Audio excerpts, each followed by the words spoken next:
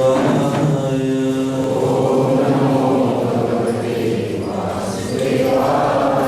ओम नमो भगवते वासुदेवाय।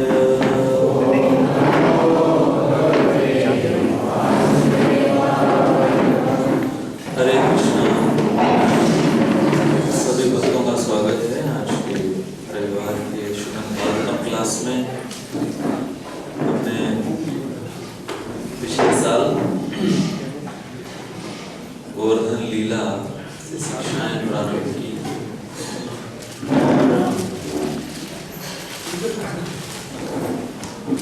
8 शिक्षाओं में से हम गोवर्धन लीला की पहली शिक्षा पर थे,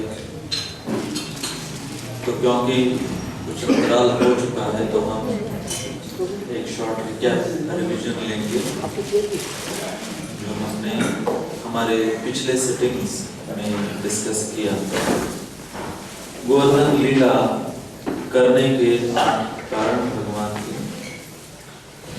देवराज इंद्र का अभिमान दूर करने हेतु, गोवर्धन पर्वत की महिमा दर्शाने हेतु, गोवर्धन पूजा का उद्घाटन करने हेतु, ब्रजवासियों की अटूट श्रद्धा दर्शाने हेतु, ब्रज के सभी निवासियों के साथ निरंतर 7 दिन 7 रात रसास्वादन करने हेतु, देवताओं की पूजा की तुलना में शुद्ध भक्ति की महिमा दर्शाने हेतु, कलयुग के ढोंगी भगवानों का पर्दाफाश, कलयुग के बद्ध जीवों को सबसे पावन तीर्थ स्थान देने हेतु।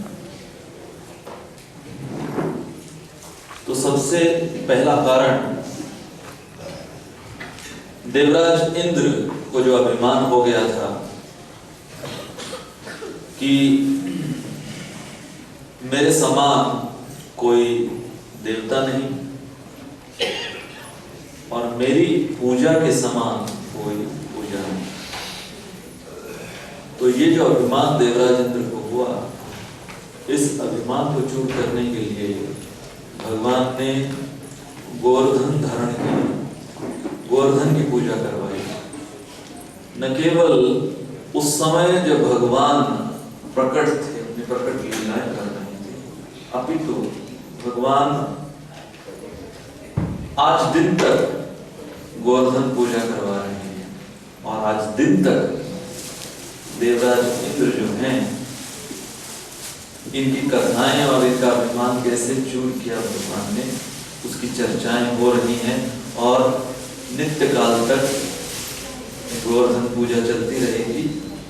और गोवर्धन पूजा का जो सबसे पहला कारण है, इसकी चर्चा भी होती रहेगी। सबसे पहला कारण, crushing the pride of king Indra. तो हमने ये मुद्दा लिया था कि भक्ति में यदि हमें प्रगति करनी है तो इस गौड़ीय वैष्णव संप्रदाय में जो चैतन्य महाप्रभु का मूड है वो है कि हम अन्य भक्तों की सफलता में कैसे आनंद ढूंढें, या कैसे हम अन्य भक्तों की जो सफलता है उसका उत्सव मनाएं। How to celebrate others success. अब देखिए, भौतिक संसार में बिल्कुल विपरीत नियम चलता है। नियम ये है कि सभी को ये सिखाया जाता है बचपन से कि अपनी सफलता उसका उत्सव मना, स्वयं की सफलताओं का उत्सव मना।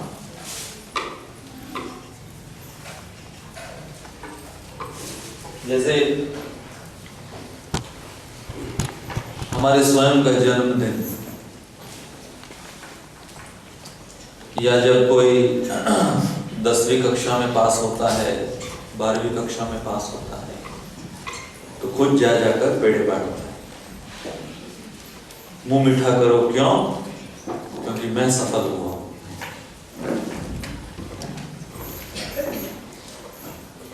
तो यहां जब हम भक्ति में आते हैं तो भक्ति के सिद्धांत,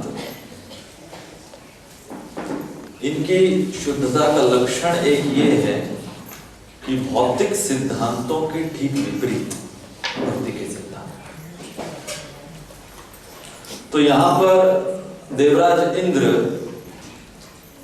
वो क्रोधित हुए जब उन्होंने देखा कि गोवर्धन का गुणगान हो रहा है, गोवर्धन का उत्सव मनाया जा रहा है। तो देवराज इंद्र को सहन नहीं हुआ। इसे कहते हैं भौतिक चेतना। और ब्रजवासियों की चेतना कि भगवान ने ब्रजवासियों को गोवर्धन की पूजा में लगाया और बहुत भव्य तरीके से लगाया, साधारण तरीके से नहीं लगाया और बहुत शॉर्ट नोटिस था। शॉर्ट नोटिस में बहुत भव्य तरीके की पूजा भगवान ने गोवर्धन की करवाई। तो ब्रजवासियों का भाव यह था कि गोवर्धन का जो उत्सव है उसमें हमारी सफलता है, हमारे आनंद की सफलता है गिरिराज गोवर्धन का उत्सव। और देवराज इंद्र की चेतना गिरिराज गोवर्धन के उत्सव में उन्होंने अपनी असफलता देखी। King Indra saw his failure in the celebration of Govardhan Puja, and Brajvasis, they saw their ultimate pleasure in celebrating Govardhan Puja. तो ये है ब्रज भाव और उसके ठीक विपरीत भौतिक भाव। तो हमने ये श्लोक लिया था हमारे पिछले 2 सेटिंग्स में, यही श्लोक हम फिर से लेंगे क्योंकि जब तक ये पॉइंट, ये मुद्दा, ये थीम चल रहा है हमारा, ये सबसे उपयुक्त श्लोक है इस 25वें अध्याय का, जिसका शीर्षक है श्री कृष्ण द्वारा गोवर्धन धारण, 10वें स्कंद।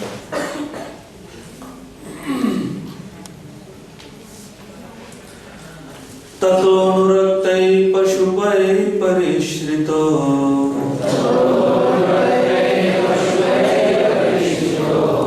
राजन् स्वगोष्ठं सबलो व्रजधरी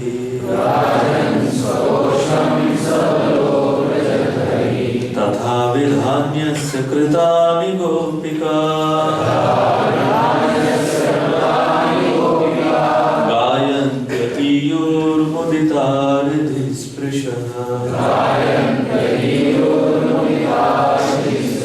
ततोऽनुरक्तै पशुपै परिश्रितो राजन् स्वगोष्ठं सबलो व्रजधरी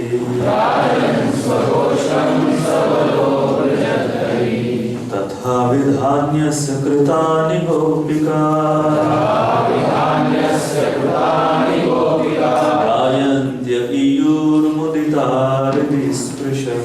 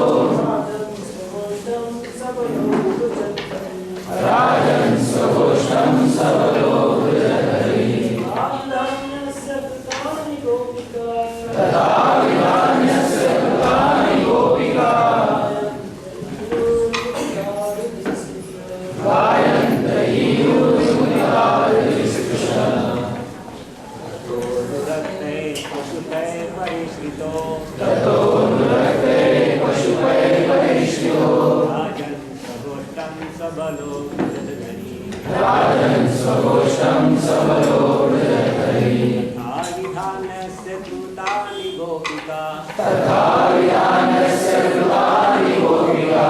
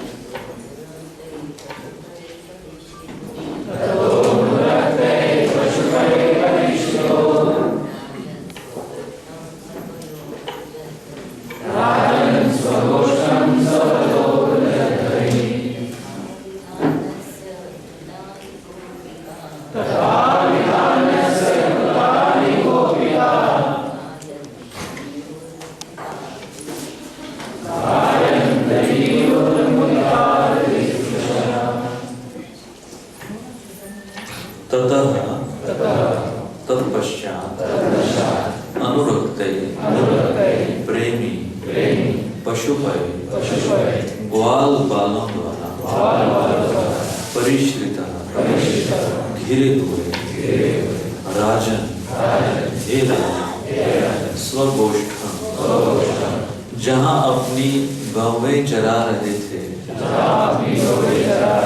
उसी स्थान में सबल बलराम सहित अब्रज गए हरि कृष्ण तथा विधानी इस तरह का पर्वत का उठाना अस्य उनके कृतानि कार्यकलाप गोपिका गोपिकाएं गायन्त्य गाती हुई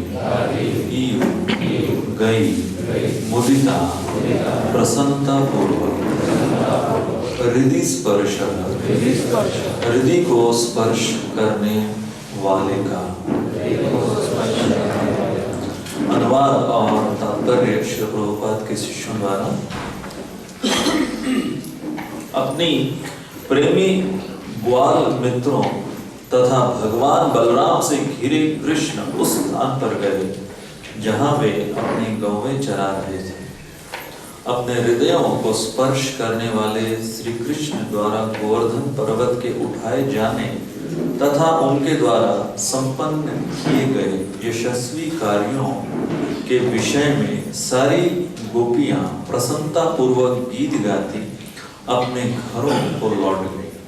तात्पर्य गोपियों ने अपने घरों को लौटने के पूर्व अपने प्रेमी श्री कृष्ण से चुपके चुपके आंखें चार की।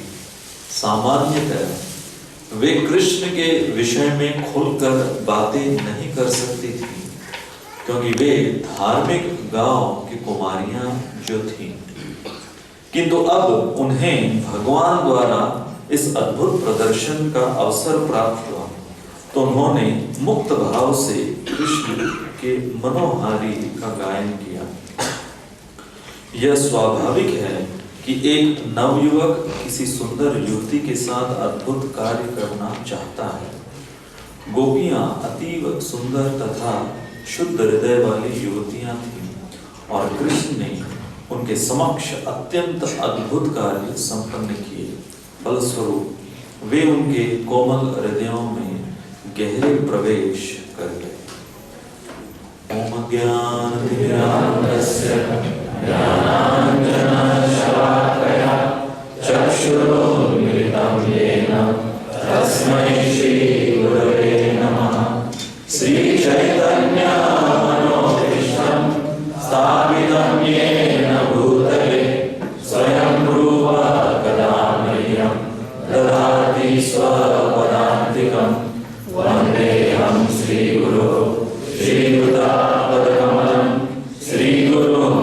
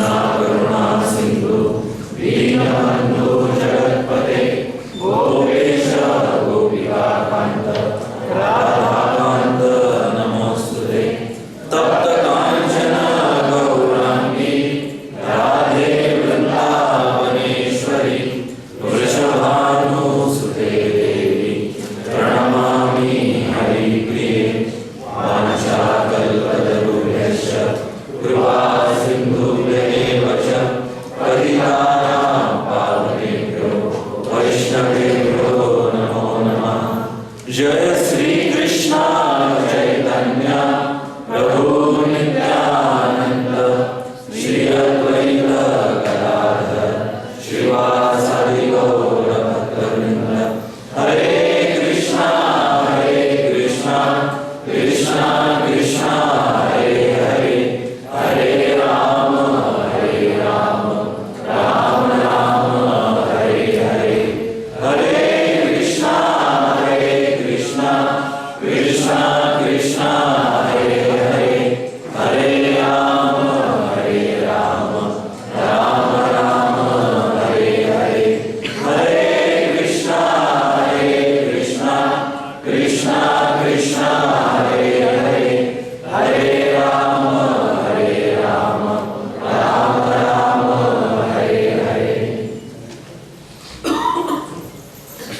उपस्थित सभी भक्तों से निवेदन है अपने सेल फोन साइलेंट मोड कर दें।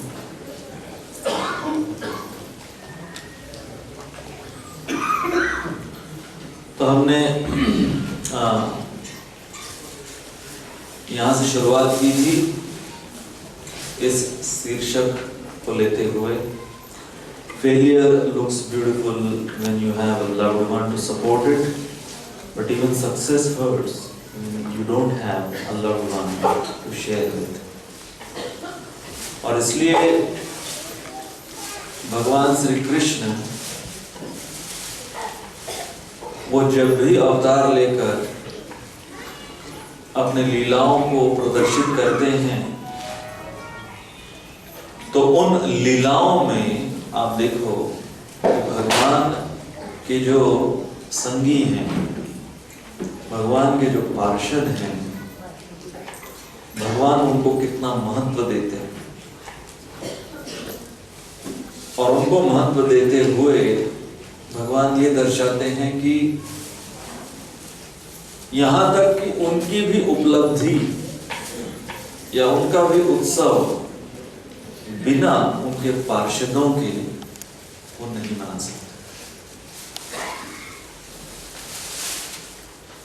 Anybody can sympathize with the sufferings of a friend, but it requires a refined nature to emphasize on his success. विशेष रूप से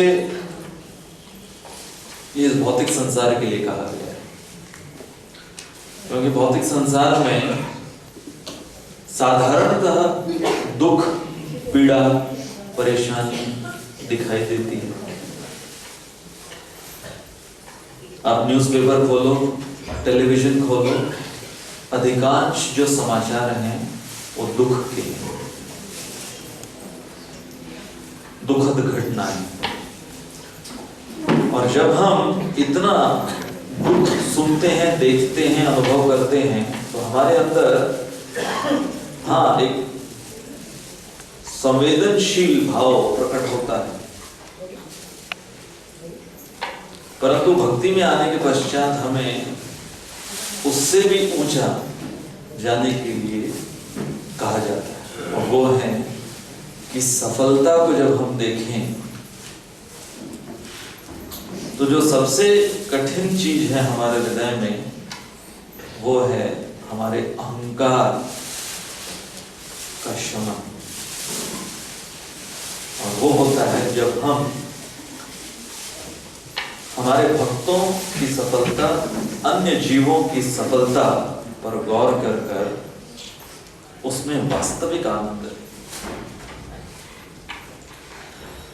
तो ये 3 स्तर, पर दुख दुखी, पर दुख सुखी, सबसे निम्नतर पर दुख दुखी, और सबसे ऊंचा स्तर है पर सुख सुखी। उसके पश्चात हमने जो मुद्दे हम चर्चा करने वाले हैं इनमें से कुछ हमने शुरुआत भी किए कि जब हम दूसरों की सफलता को देखते हैं तो हमारे हृदय में कौन कौन सी भावनाएं जागृत होती है, ये कौन कौन सी भावनाओं का मंथन होता है। Emotions churned in the hearts when others fail and succeed. Negative barriers blocking us from celebrating others' success.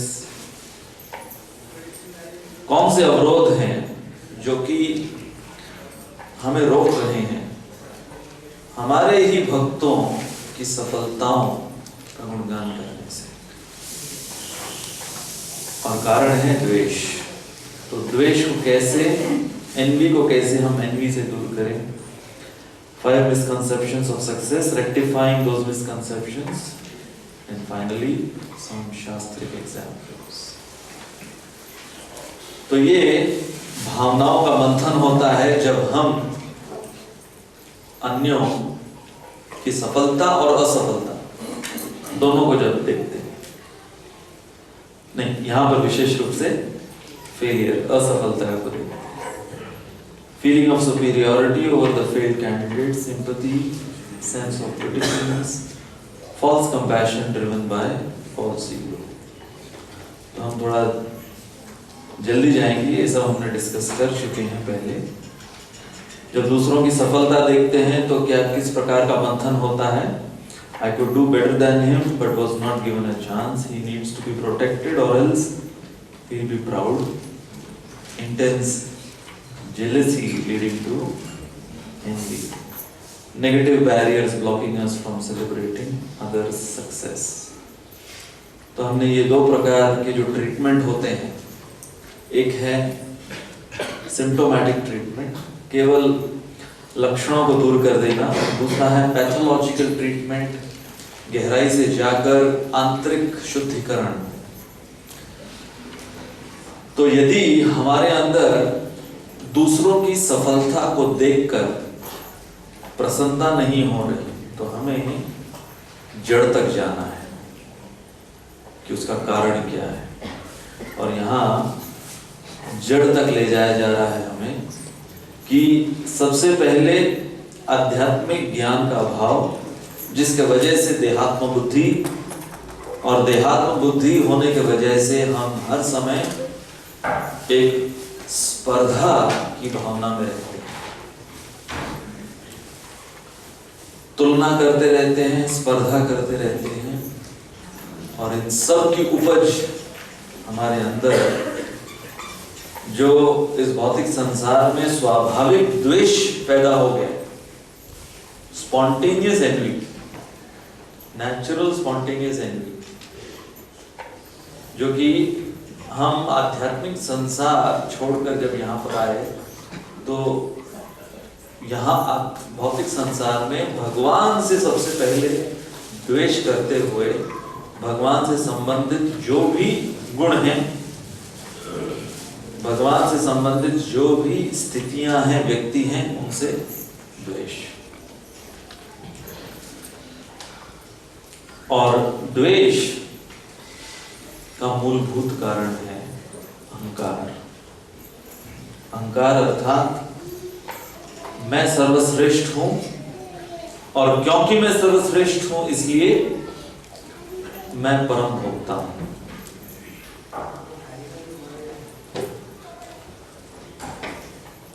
भौतिक संसार में दो प्रकार से द्वेष का प्रदर्शन होता है। जब जीव भगवान श्री कृष्ण का अनुकरण करता है, वो है देहात्म बुद्धि में फंसे हुए ऐसे बद्ध जीव, ग्रॉस मटेरियलिस्ट। और दूसरी श्रेणी है कि जब वो भगवान का अनुकरण नहीं कर सकते तो फिर भगवान की निंदा, वो होते हैं नास्तिक। और फिर हमने चर्चा की थी कि क्या दुष्परिणाम होते हैं द्वेष के। सबसे पहले हम अपने आप को खो देते हैं, we become the first losers, और फिर हम हमारी ही तरह अन्य द्वेषी व्यक्तियों को पैदा करते हैं इस संसार में। जैसे कि कोई कंटेजियस डिजीज होता है कि एक व्यक्ति दूसरे को फैलाता है, दूसरा तीसरे को फैलाता है, उसी प्रकार से द्वेष ये इस प्रकार की बीमारी है कि एक व्यक्ति केवल अपने आप में वो द्वेष को नहीं रख पाएगा, अवश्य ही दूसरा व्यक्ति उस द्वेष को, उस बीमारी को उस व्यक्ति से अपने अंदर लेगा और फिर उसको फैलाए। मल्टी लेवल मार्केटिंग, द्वेष का मल्टी लेवल मार्केटिंग चालू हो जाएगी।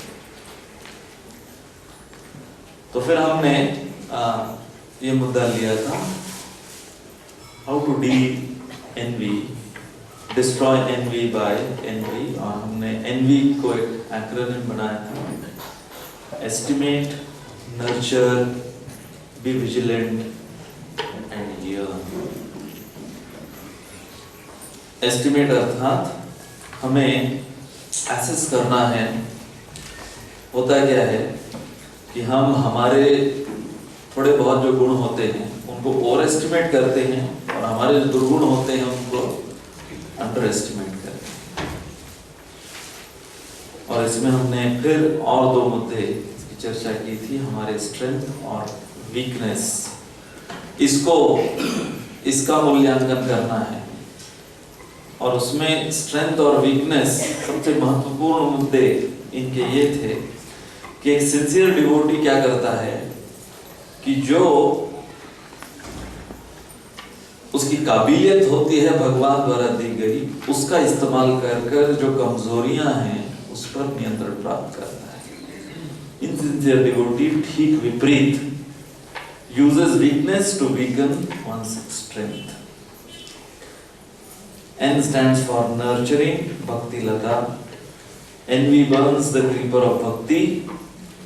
Secondly, appreciating fellow devotees waters and nurtures bhakti lata. So in nurturing, we understood that envy and appreciation, which are opposite. Envy is like pouring acid on bhakti lata. Appreciation is like pouring pure water with manure on bhakti lata. V stands for being vigilant, realizing the effects of envy and Vaishnava rag, being conscious and cautious of envy within. सतर्क रहना हर समय इस द्वेष के शत्रु से। कैसे सतर्क रहना है? यहाँ पर हर समय देखते रहना कि हमारे अंदर ये जो द्वेष है, ये द्वेष की उपज कहाँ से है, इसके लक्षण क्या है, किस दिशा में जा रहा है। Detecting envy within, extremely cautious in dealing with other Vaishnavas. जय श्री राधा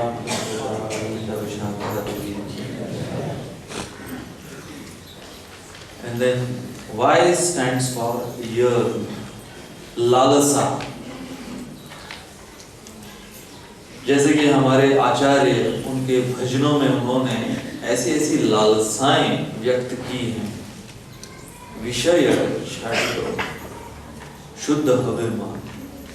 नरोत्तम दास ठाकुर गाते हैं कि कब वो दिन आएगा जब मेरे हृदय के सारे जो विषय वासना है उसको मैं छोड़ूंगा, और तब जाकर हेरी वो श्री वृंदावन, तब जाकर वृंदावन या ब्रज भाव मुझे समझ में आए।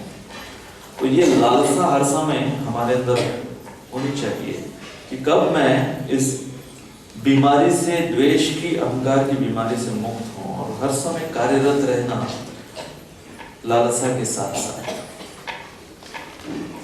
To be freed from this deadly disease, yearning for that, and yearning to enjoy envy-free life. ये मुद्दा हमने क्यों यहाँ पर लिखा हुआ है?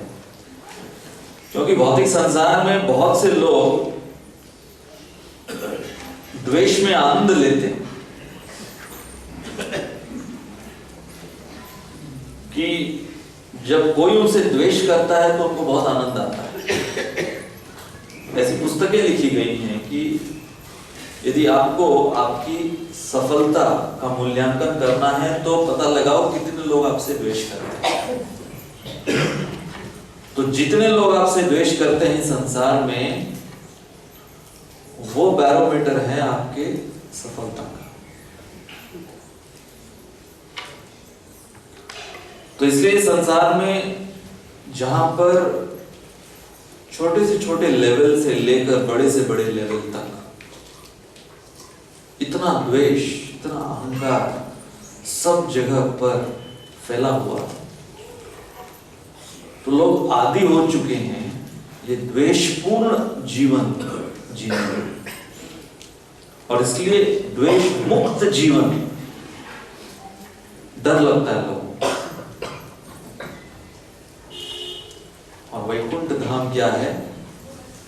द्वेष मुक्त जीवन, एनवी फ्री लाइफ। तो ये है एनवी डिस्ट्रॉइंग एनवी। तो अब हम हमारा आज का प्रवचन प्रारंभ करेंगे। अब तक रिकैप चल रहा है।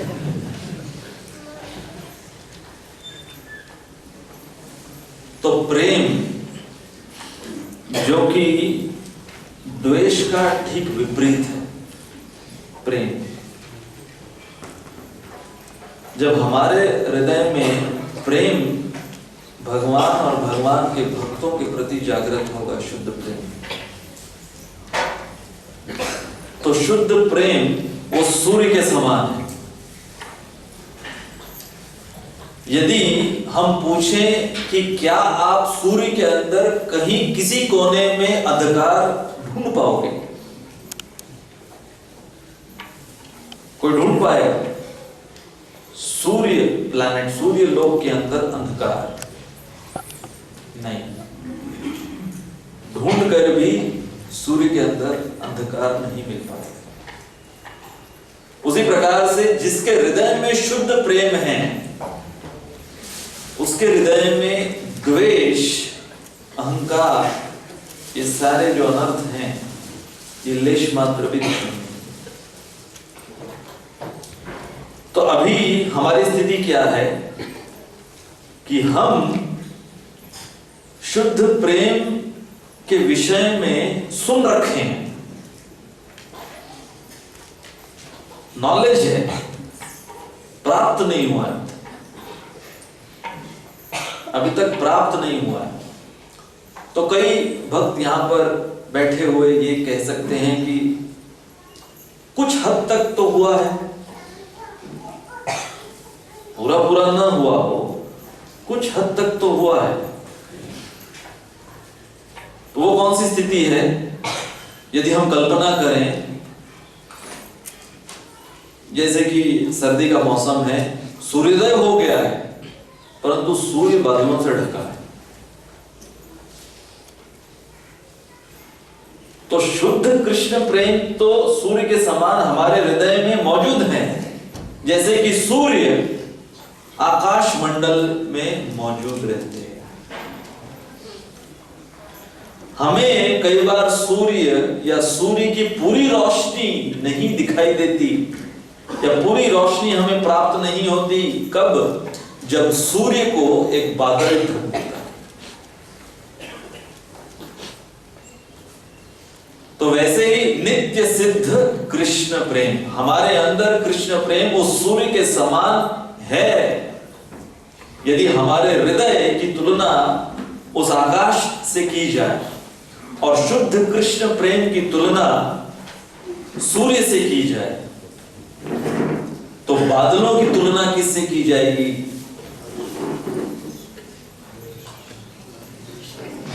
द्वेष, अहंकार, काम वासना इत्यादि, ये हैं ऐसे घने बादल। कई बार आप देखो बारिश के मौसम में जब बादल इतने घने काले रहते हैं, तो सूर्य की किरणें बिल्कुल दिखाई नहीं देती, परंतु फिर भी उजाला है। अभी दोनों में अंतर है, सूर्य की किरणें दिखाई देना या नहीं दिखाई देना, और उजाला। तो भौतिक संसार में विशेष रूप से हम साधक जो इस भौतिक संसार में साधना भक्ति करते हुए क्या कर रहे हैं? बादलों को दूर करने की कोशिश कर रहे हैं। तो हमारी साधना भक्ति में जब हम जप करते हैं, श्रवण करते हैं, मंदिर में आकर भगवान का दर्शन करते हैं, तो उजाला दिखता है ना? उजाला दिख रहा है उस सूर्य का, परंतु किरणें नहीं दिखाई दे रही। यदि उजाला नहीं दिखाई दे रहा होता तो हम 16 माला नहीं कर पाते। जो व्यक्ति बिल्कुल भी साधना भक्ति नहीं कर पा रहा, समझ लेना चाहिए कि इतना अंधकार है अंदर कि उजाला भी दिखाई नहीं देगा, है कि नहीं? मतलब लाइट गई हुई है, इन्वर्टर भी नहीं चल रहा,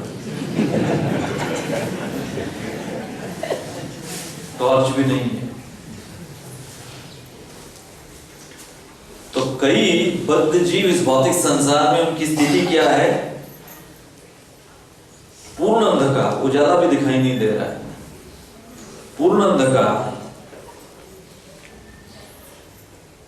रात्रि में बादल घिरे हुए आकाश में, एक तो रात है, ऊपर से घने बादलों वाली रात है, और उसके ऊपर वो व्यक्ति भी अंधा है।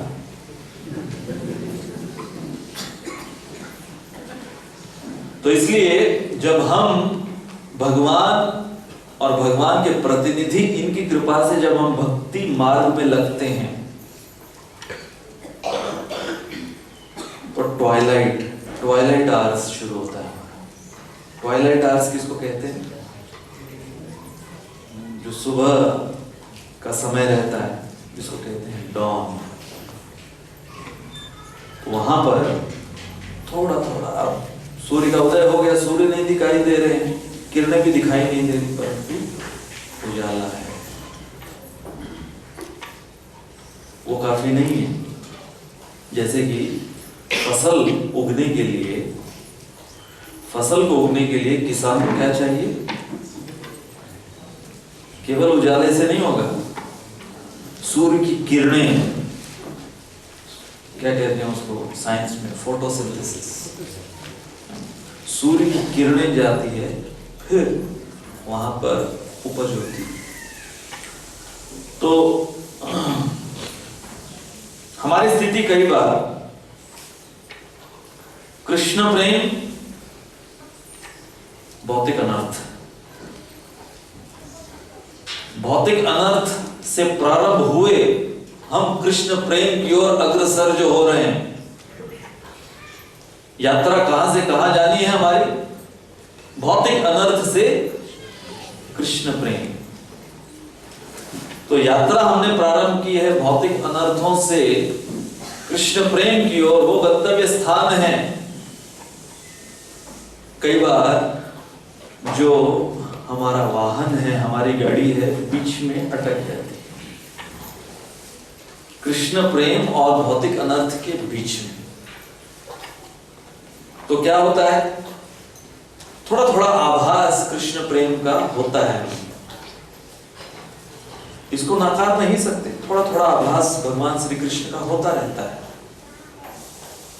और भगवान हमारे प्रामाणिकता को, हमारी गंभीरता को, हमारी तीव्रता को, उत्साह को देखते हुए थोड़ा थोड़ा आभास हमें देते रहते हैं उनके प्रेम का, उनकी कृपा का।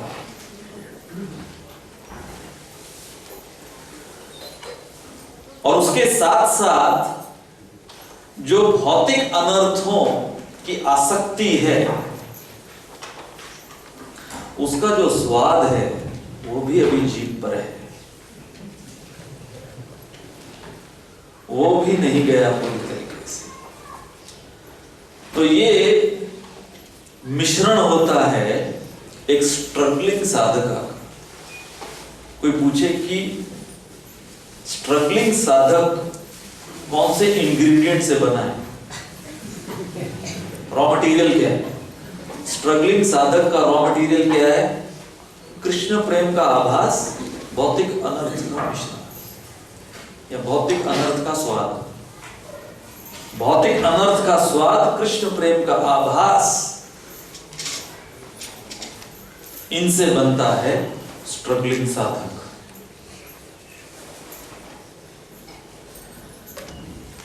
तो अब यहां पर ये जो मुद्दा हमने लिया है, केवल प्रेम नहीं, कंप्लीटनेस ऑफ लव, तो वो पूरा आभास या पूरा अनुभव कृष्ण प्रेम का कैसे प्राप्त करें, जिसके द्वारा हम हमारे अंदर ये जो द्वेष है उससे मुक्ति प्राप्त करें। सबसे पहले कि प्रेम हम भगवान श्री कृष्ण से कर रहे हैं, ये बात तो सिद्ध हो चुकी है। दो व्यक्तियों के बीच में प्रेम होता है, लवर एंड बिलवेड। तो क्या बहुत सारे इसमें हमारे नियम हम पालन करते हैं, परंतु उसका निचोड़ यहां पर हम प्रस्तुत कर रहे हैं। निचोड़ यह है कि भगवान श्री कृष्ण जो कि हमारे साध्य हैं,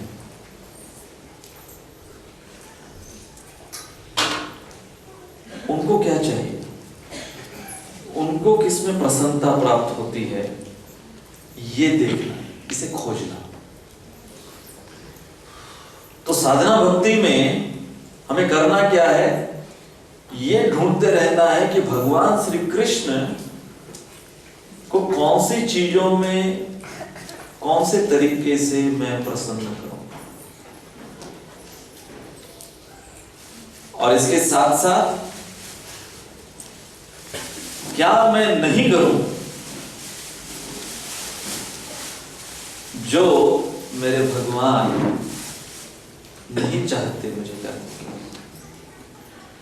To do what the beloved wants, to not do what the beloved doesn't want.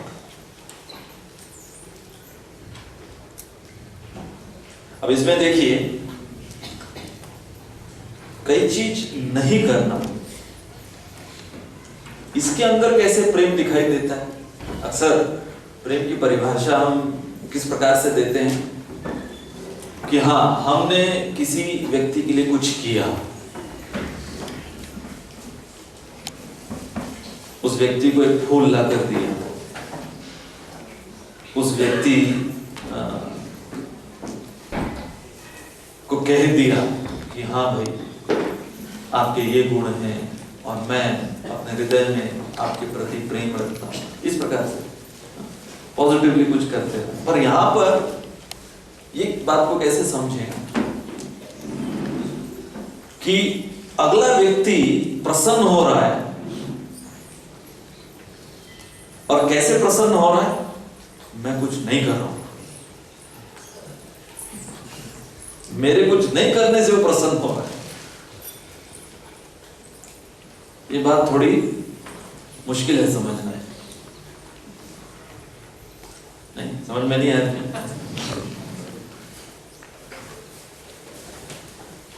जैसे हाल ही में एक हमारे बेस के एक विद्यार्थी मुझे प्रश्न पूछ रहे कि ये प्याज लहसुन क्यों नहीं खाते आप।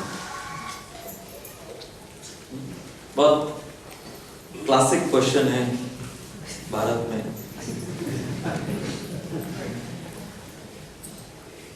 celebrated question amongst so many celebrated questions. This is one celebrated classic question. प्याज लहसुन क्यों नहीं? तो उन्होंने कहा कि उसके अंदर कितने गुण हैं? उसके अंदर कैंसर को क्योर करने के गुण हैं।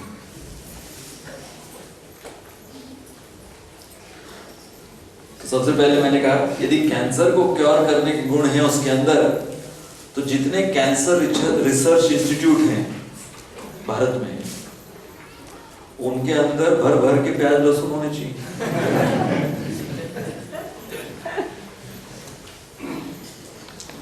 और फिर सबसे बड़े ऑन्कोलॉजिस्ट, ऑन्कोलॉजिस्ट किसको कहते हैं? कैंसर स्पेशलिस्ट को ऑन्कोलॉजिस्ट को। तो सबसे बड़े ऑन्कोलॉजिस्ट कौन हो गए? जो ठेले पर कांदा लहसुन बेच रहे हैं।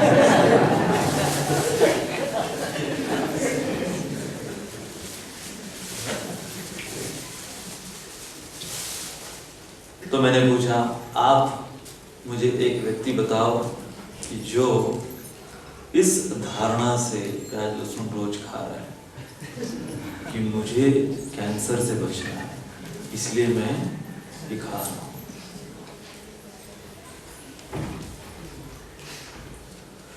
तो बहुत चर्चाएं हुई उनके साथ। फिर फाइनली मैंने उनको कहा कि हाँ, अब हम बताते हैं कि हम क्यों नहीं खाते। क्योंकि भगवान श्री कृष्ण उनको पसंद नहीं है और हम भगवान श्री कृष्ण को पसंद करते हैं। हमारे लिए महत्वपूर्ण कौन है? भगवान श्री कृष्ण। जैसे एक व्यक्ति श्रील प्रभुपाद के पास आए, बोले कि why Krishna is considered God, why only Krishna is considered God. तो प्रभुपाद ने कहा, बिकॉज ही सेज।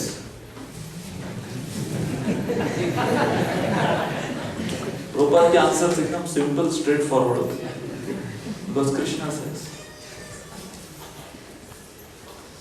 तो ये व्यक्ति ने कहा, आई कैन ऑल्सो से। तो प्रभुपाद ने,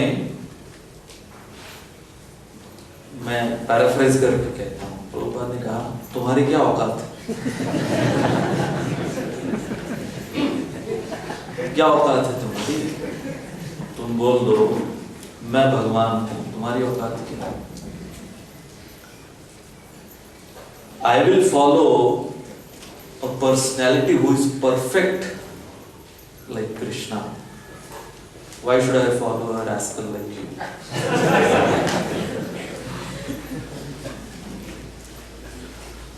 तो हमने कहा कि क्योंकि भगवान श्री कृष्ण उनको पसंद नहीं, इसलिए हम उनको जो पसंद नहीं वो हमको पसंद है। जो तुमको हो पसंद वही बात कहेंगे,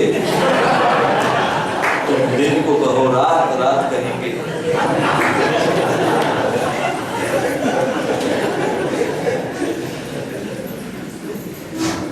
बाय द वे, ये मुझे बताया गया था कि ये हस्बैंड्स का नेशनल एंथम है। अटेंशन में खड़े होके उनको रोज नेशनल एंथम गाना होता है, जो तुमको हो पसंद वही बात कहेंगे। तो हाँ, ये बात सच है। हमने कहा भाई हमको मतलब कृष्ण से है। बाकी भगवान कृष्ण अगर बोलते कि भाई मुझे कांदा भजी अच्छी लगती है, तो भगवान को कांदा भजी ऑफर।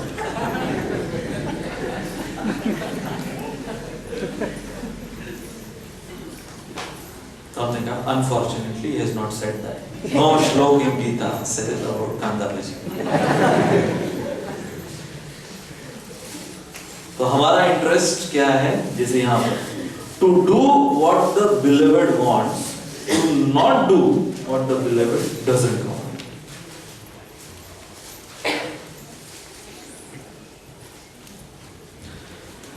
जब हम कुछ करें अपने टर्म्स पर कि मुझे अच्छा लगता है, मुझे अच्छा लगता है इसलिए खाओ, मुझे नहीं अच्छा लगता इसलिए मत खाओ या मत करो, मत देखो, मत सुनो, करो, देखो, सुनो, जो भी कुछ मेरे टर्म्स पर, तो वो प्रेम नहीं है। तो भक्त जो हैं, हम ये कहें कि हमें हमारे इस पथ पर प्रगति हमारी हो रही है। कौन से पथ पर? अनर्थ निवृत्ति से अर्थ प्रवृत्ति। ये जो जर्नी है हमारी अनर्थों से कृष्ण प्रेम की जर्नी, हम इसमें अग्रसर हो रहे हैं। कौन से लक्षणों से पता लगेगा कि हम अग्रसर हो रहे हैं? जब हम ये देखेंगे कि मैं जो कुछ कर रहा हूं, जो भी वस्तुओं को अपना रहा हूं और जो भी वस्तुओं का त्याग कर रहा हूं, वो भगवान श्री कृष्ण की प्रसन्नता के लिए। मैंने वस्तुओं को अपनाया उनकी प्रसन्नता के लिए, वस्तुओं को त्यागा उनकी प्रसन्नता के लिए।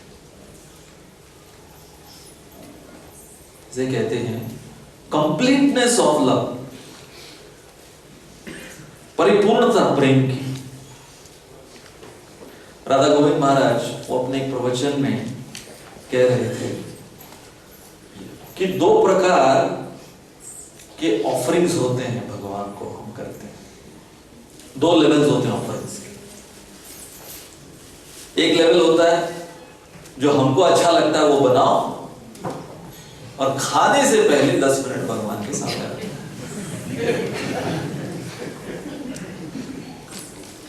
है ना?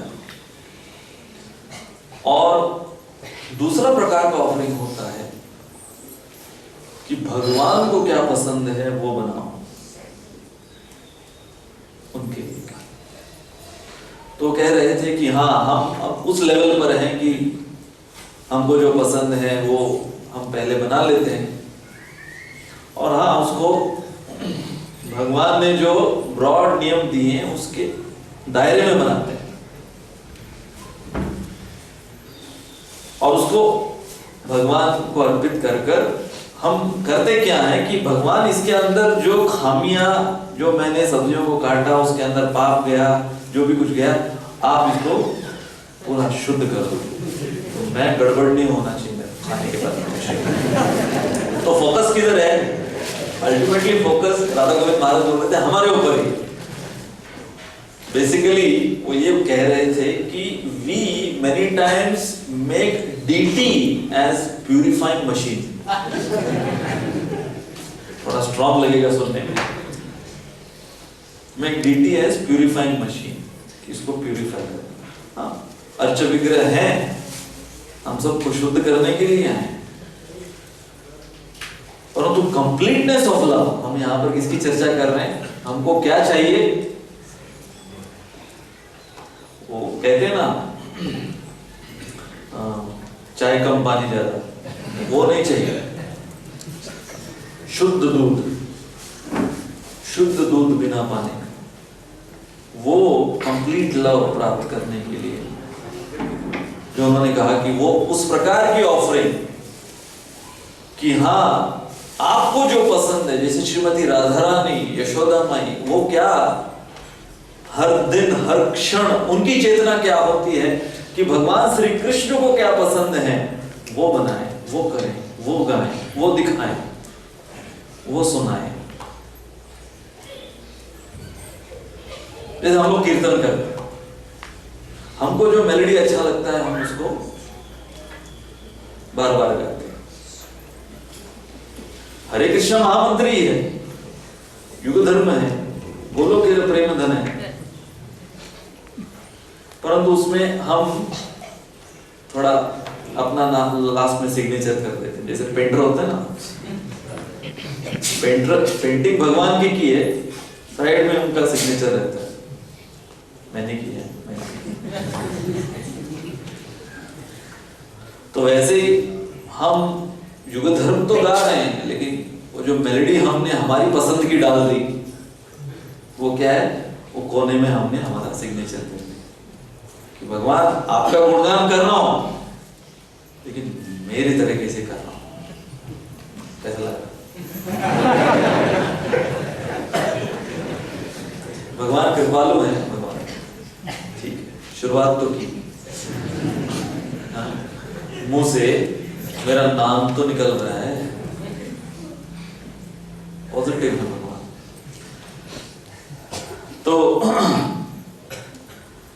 परंतु हमें वहां तक, उस स्तर तक नहीं रहना। हमें कौन से स्तर तक पहुंचना है? हमें उस स्तर तक पहुंचना है जहां हम जो कुछ करें हमारी चेतना हर क्षण यही होनी चाहिए कि क्या ये चीज बोलने से, करने से, देखने से, सुनने से, खाने से मेरे आराध्य देव प्रसन्न हो रहे हैं कि नहीं। एक भक्त वो मुझे कह रहे थे कि कैसे वो 24 घंटे कृष्ण भावना भावित रहने का प्रयास करते हैं। एक नुस्खा उन्होंने अपने स्वयं के लिए निकाला है और मुझे काफी अच्छा लगा वो नुस्खा। उन्होंने कहा कि मैं सुबह से लेकर रात तक जो भी कुछ करता हूं, जहां पर भी जाता हूं, अपनी इंद्रियों से जो भी कुछ चखता हूं, देखता हूं, सुनता हूं, मैं हर समय इस भावना में रहने का प्रयास करता हूं कि मेरे बगल में मेरे गुरु महाराज खड़े हैं। कौन है? मेरे बगल में मेरे गुरु महाराज खड़े हैं। तो यदि मैं मार्केट में हूं, शॉपिंग कर रहा हूं, तो मेरे गुरु महाराज बगल में खड़े हैं, देख रहे हैं क्या शॉपिंग कर रहे हैं। तो उन्होंने बहुत प्रैक्टिकल नुस्खा निकाला है कि यदि मैं शॉपिंग कर रहा हूं और मान लो कि सही में मेरे गुरु महाराज मेरे साथ हैं बिग बाजार में,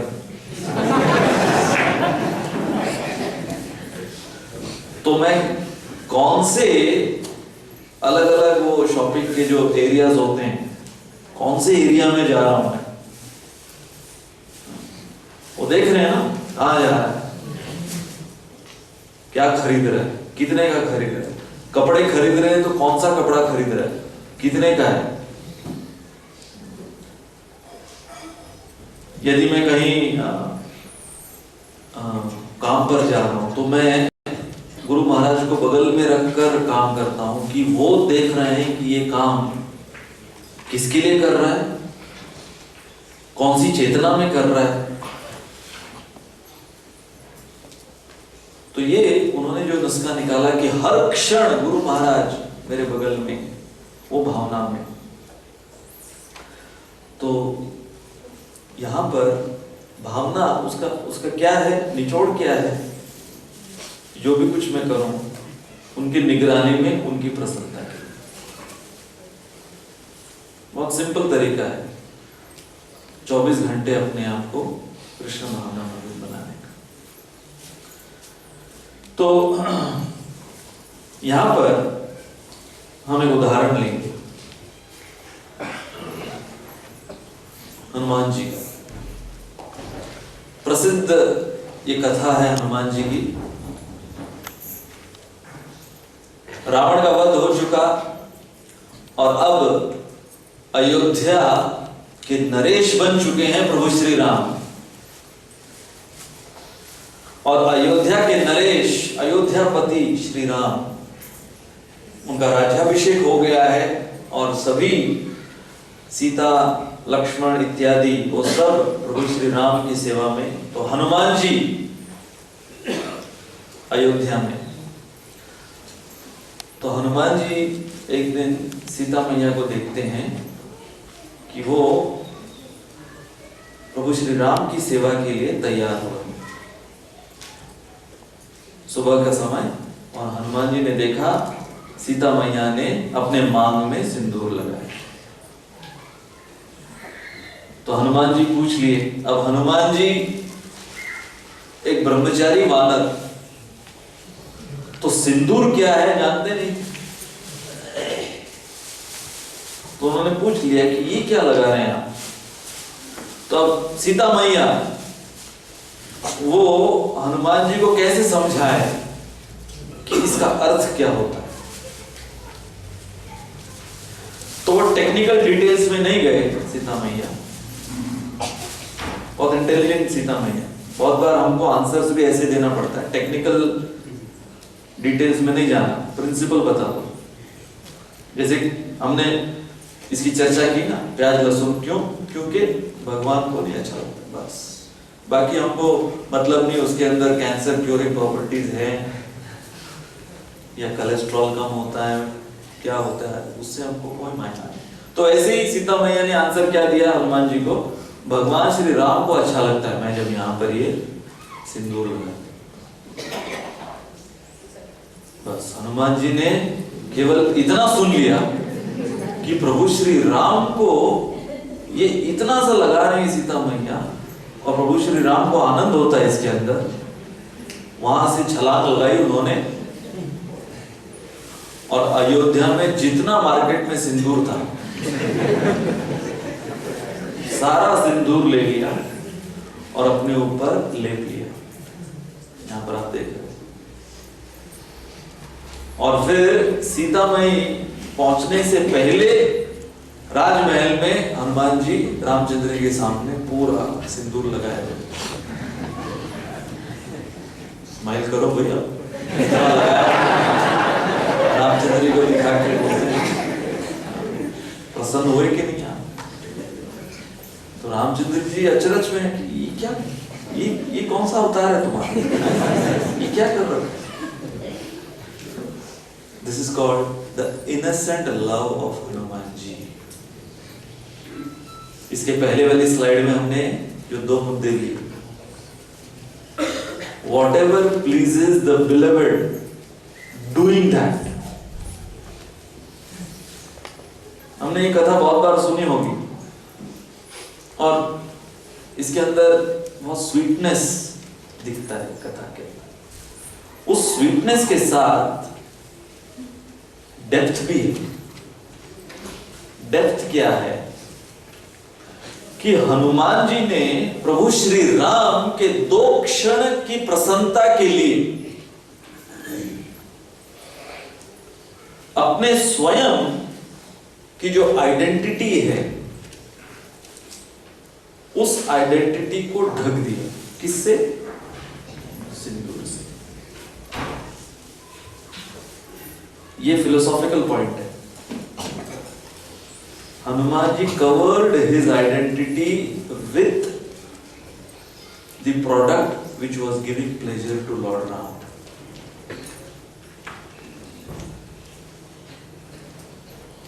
तो प्रश्न है कि हम हमारी साधना भक्ति में क्या इस बात के लिए तैयार हैं कि हम हमारे आइडेंटिटी का परित्याग कर कर प्रभु श्री राम की एक मुस्कान के लिए अपने आप को बलिदान कर दें? ये प्रश्न हमको रोज पूछना है। ये प्रश्न हमको हर क्षण पूछना है कि मैं मेरे आराध्य देव की एक मुस्कान के लिए अपने स्वयं के परिचय को बहिष्कृत करने के लिए तैयार हूं कि नहीं। ना हम विप्रो न च नरपति ना भी वैश्यो न शूद्रो ना हम वर्णी न च गृहपति न वनस्थो यतिर्वा। जय श्री राधा मदन गोपाल ललिता विशाखा देवी की। तो चैतन्य महाप्रभु ने श्लोक में क्या कहा कि ये जो मेरे परिचय हैं, और कौन से परिचय चैतन्य महाप्रभु कह रहे हैं? आध्यात्मिक परिचय। ब्राह्मण, क्षत्रिय, वैश्य, शूद्र, ब्रह्मचारी, गृहस्थ, वानप्रस्थ, सन्यासी, ये सारे परिचय, इन सब जो मेरे परिचय हैं, इन सब का परित्याग मैं कर रहा हूं। क्योंकि हे गोपी भक्त, हे गोपीनाथ, आपको प्रसन्नता किस में मिलती है? जब जीव अपना कौन सा परिचय देता है आपको? जीव कृष्णदास ए विश्वास कोरले तो आर दुख ना आए। और इसका रिवर्स लॉजिक क्या है? जब जीव कृष्णदास को भूल जाता है तो सब दुख आते हैं। तो हनुमान जी ने यहां पर उस छोटी सी मधुर लीला के साथ हमारे सामने एक स्टैंडर्ड रख दिया है। कौन सा स्टैंडर्ड रख दिया है? कि हम जिसमें सुंदरता देख रहे हैं अपने अंदर, अब देखो, अपने आप को सिंदूर से लेप लेना, वो भी एक शक्तिशाली ब्रह्मचारी। अब देखिए, सिंदूर, तुरंत सिंदूर ये जो शब्द है किससे संबंधित है? एक स्त्री से। और वो भी कौन सी स्त्री? विवाहित स्त्री।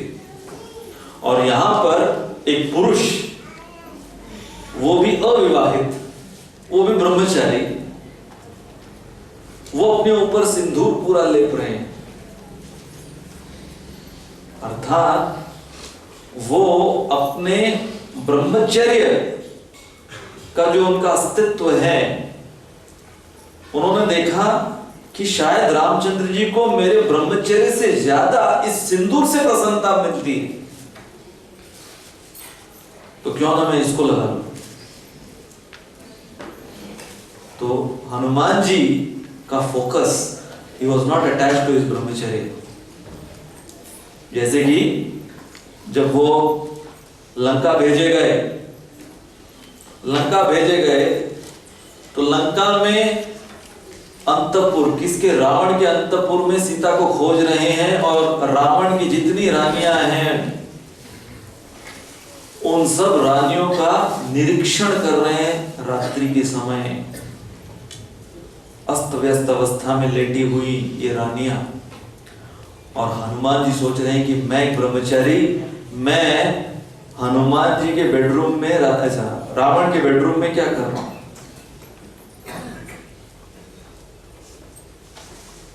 रामचंद्र जी की प्रसन्नता के लिए। इसलिए हनुमान जी का अनुकरण नहीं कर सकते। हमें क्या करना है? उनके जो सिद्धांत हैं, उन्होंने उन लीलाओं के द्वारा, जैसे ये लीला, इस लीला के द्वारा हनुमान जी ने जो हमको शिक्षा दी है, उस शिक्षा को हमें अपने जीवन में उतारना।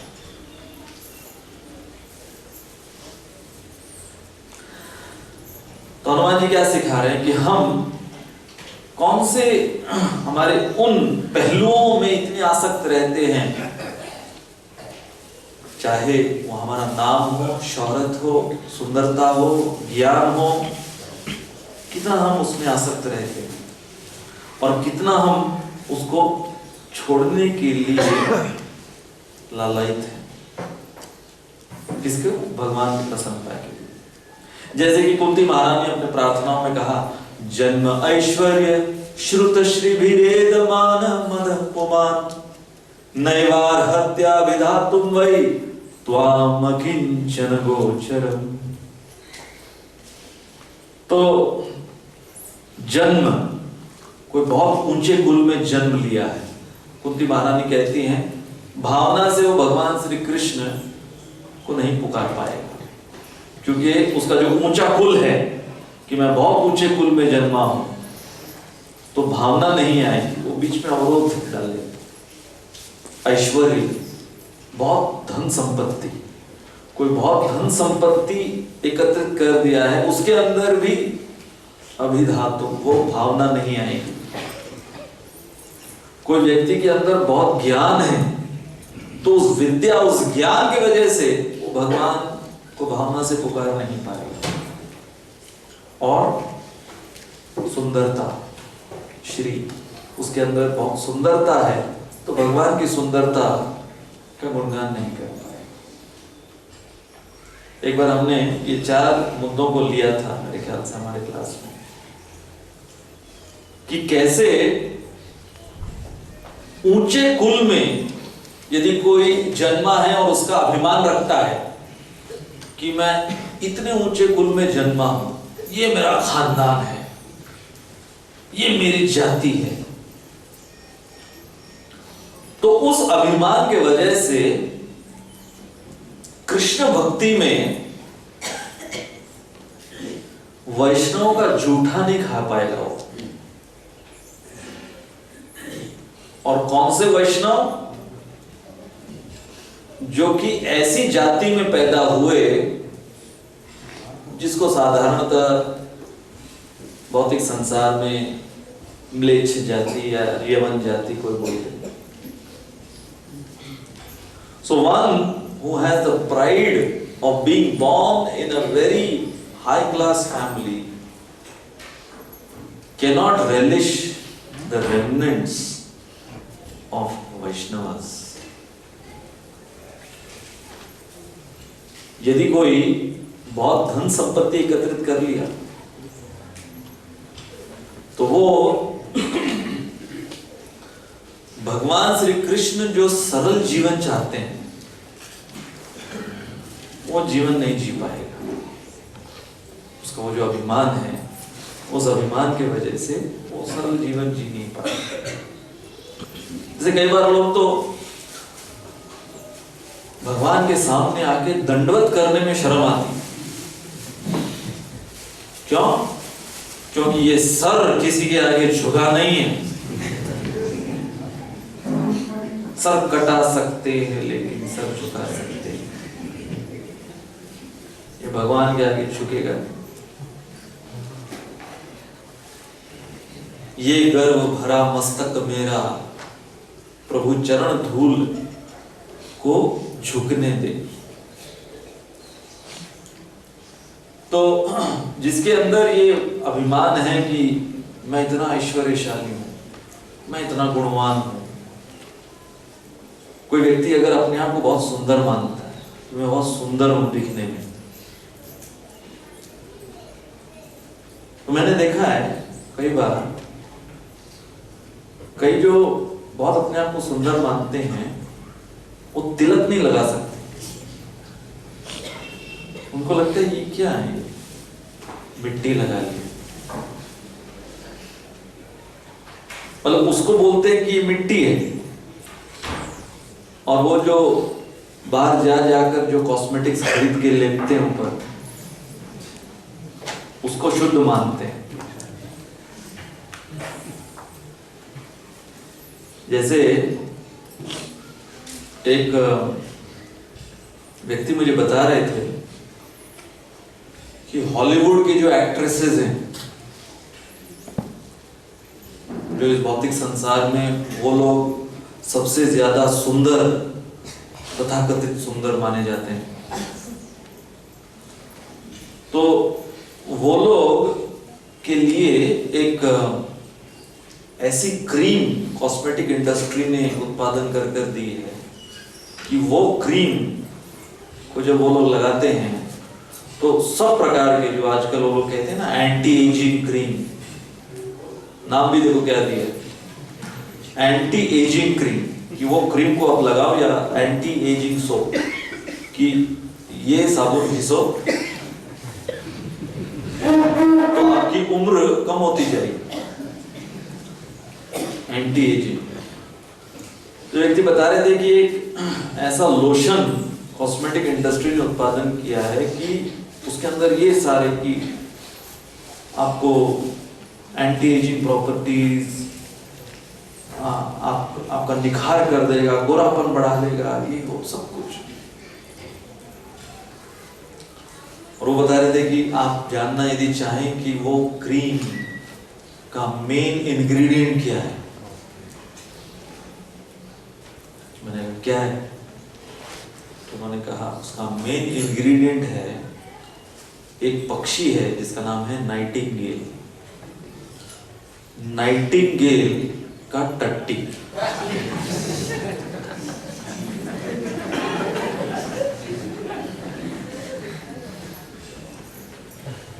स्टूल ऑफ नाइटिंगेल,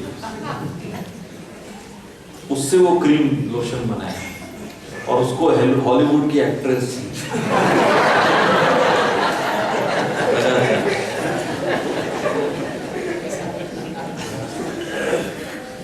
और ऐसे सुंदर व्यक्ति को आप बोलो कि गोपी चंदन लगाओ, क्या मिट्टी लगाते हो,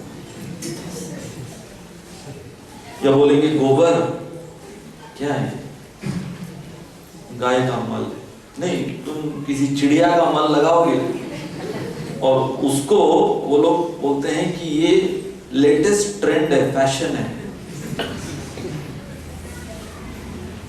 to smear your body with stool of a bird।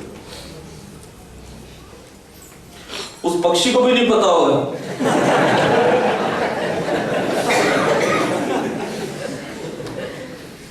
कि उसका एक प्रोडक्ट कितने में बिक रहा है।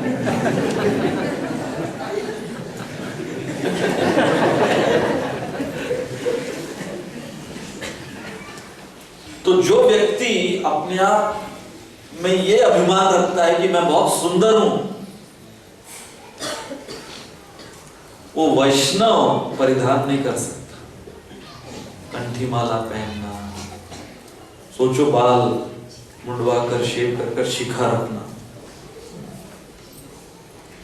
बहुत मुश्किल होता है कि ये सारे जो हमारी आसक्तियां होती हैं हमारी सुंदरता के कनेक्शन में,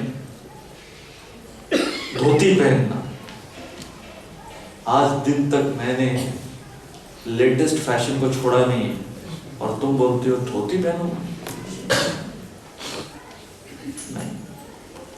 तो जो कुंती महारानी कह रहे हैं, जन्म ऐश्वर्य शुद्ध श्री एदमान, ये सब जो अहंकार को बढ़ाने वाली चीजें हैं, कोई भावना से भगवान का नाम नहीं ले पाएगा जब इनमें रचा पचा रहता है, इन चार चीजों में। और कुंती महारानी कहती हैं, हे भगवान तो आप अकिंचन गोचर, आप किसकी प्रॉपर्टी हो? वो जिन्होंने ये सब का परित्याग कर दिया है। और इन सब के साथ साथ जो अभिमान है, ये जन्म का अभिमान, ये विद्या का अभिमान, ये सुंदरता का अभिमान, ये ऐश्वर्य का अभिमान, इन सब अभिमानों को जिसने तिलांजलि दे दी, आप उनकी प्रॉपर्टी हो। तो हम अकिंचनम गोचर, भगवान श्री कृष्ण उनकी प्रॉपर्टी। तो हनुमान जी, उन्होंने एक क्षण भी नहीं लगाया ये सोचने के लिए कि मैं जो इतना सिंदूर अपने ऊपर लेप लूंगा तो मैं कैसा दिखूंगा। एक बार भी वो जाकर आईने में नहीं देखे कि ठीक से तो लगा है, थोड़ा मेरा जो सुंदरता है वो थोड़ी तो दिख रही है क्या। नहीं, लेपते ही भगवान के पास सामने गए और भगवान श्री राम की मुस्कान की ओर देख रहे हैं कि जो भी मैंने किया है आपको मुस्कुराहट आ रही कि नहीं।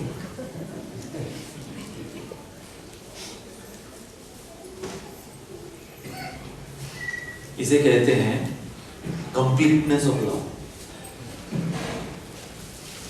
उनकी प्रसन्नता। और आज दिन तक हनुमान जी के अर्चा विग्रहों को देखो आप, सिंदूर से लेते। क्यों? भक्त क्यों हनुमान जी के अर्चा विग्रह उस प्रकार से बना रहे हैं आज भी? क्योंकि भक्त ये देख रहे हैं कि हनुमान जी की प्रसन्नता किसमें है कि मेरा अर्च विग्रह उस प्रकार का बनाओ जिसमें मेरे आराध्य प्रभु श्री राम की प्रसन्नता छिपी।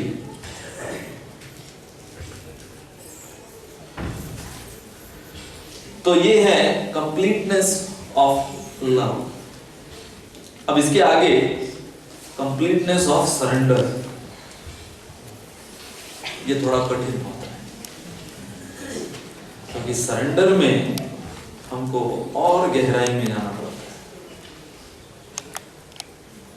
हालांकि दो मुद्दे ही हैं कंप्लीटनेस ऑफ सरेंडर के, परंतु दो मुद्दे उसको जब हम हमारे व्यक्तिगत जीवन में उसका अनुवाद करते हैं तो हो सकेगा कि कई जन्म लग जाएंगे। तो सबसे पहला मुद्दा, to start doing certain things for Krishna what you have never done before. This is the first aspect of surrender. तो हम लोग यहां पर इस्कॉन में कृष्ण भक्ति में जो लगे हुए, हम लोग अपने आप को इस कैटेगरी में डाल सकते हैं कि हाँ, जब हम कृष्ण भक्ति के संपर्क में आए तो हमने कौन सी चीजें शुरू की जो हमने कभी कल्पना भी नहीं की थी कि कभी हम अपने जीवन में ये भी करेंगे। कोई भक्त शेयर करना चाहेंगे कौन सी चीजें हमने की इस्कॉन में आने के बाद जो हमने कभी कल्पना भी नहीं की थी कभी हम जिंदगी में ये करेंगे? चैंटिंग। हाँ, नहीं, वो दूसरा मुद्दा है, लिविंग अदर मुद्दा। किया क्या हमने?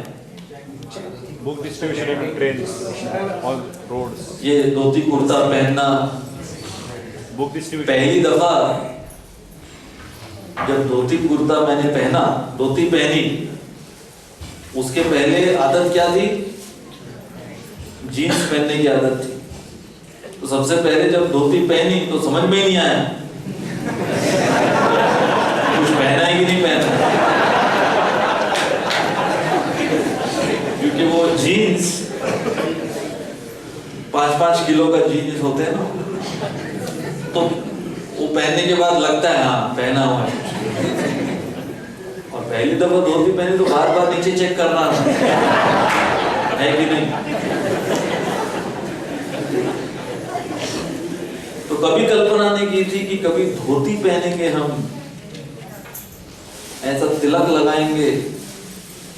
पहली दफा तो मैंने भक्तों को देखा तो कैसे 2 लाइन स्ट्रेट जाती बिना फुटपट्टी के, कैसे लगाते हैं? कंठी माला, जप माला, और वो भी दुनिया के सामने, बीड बैग, हाथ बीड बैग के अंदर दुनिया के सामने, एक उंगली बाहर।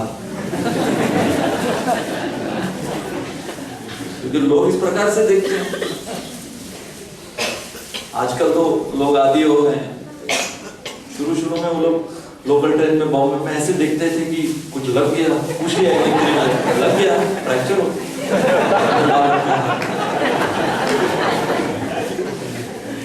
उनको ऐसा लगता था कि एक उंगली छोड़ के बाकी सब गड़बड़ है।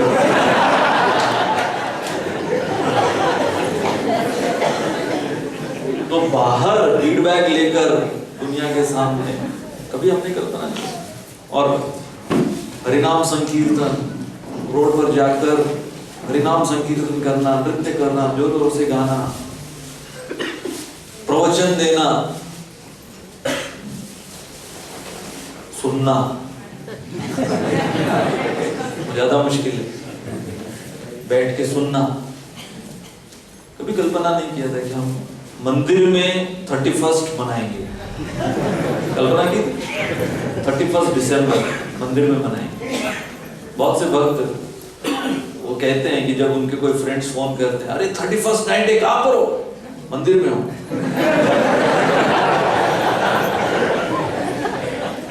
31 नाइट मंदिर में जाया जाता है। तो कितनी सारी चीजें हमने, जो हमने कभी कल्पना नहीं की थी, इस प्रकार से मंदिर में आकर दंडवत करना पूरा लंबा, कभी सोचा नहीं था कि मंदिर में ऐसे दंडवत भी करेंगे हम सबके सामने। तो ये सब तो छोटी छोटी चीजें हैं। सरेंडर की शुरुआत, start doing certain things for Krishna what you have never done for. क्यों कर रहे हैं? फाइनली जो तुमको पसंद है। और stop doing certain things what you have always doing, have been doing before.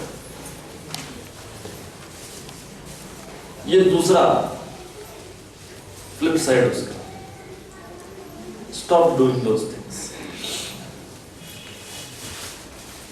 तो अब इसमें देखिए बहुत सारी चीजें जो हम कभी कल्पना नहीं किए थे कि हम इन सारे चीजों को छोड़ पाएंगे। और हाँ, भगवान की कृपा, उनकी शक्ति के वजह से हम उसको छोड़ पाए। जैसे कितने हमारे जो ब्रह्मचारी हैं, एक ब्रह्मचारी, उनका अनुभव रहता है कि हम कभी कल्पना नहीं कर पाए थे कि हम हमारे परिवार वालों को छोड़ पाएंगे। और इस प्रकार से पूरा जीवन बलिदान करेंगे भगवान की सेवा में।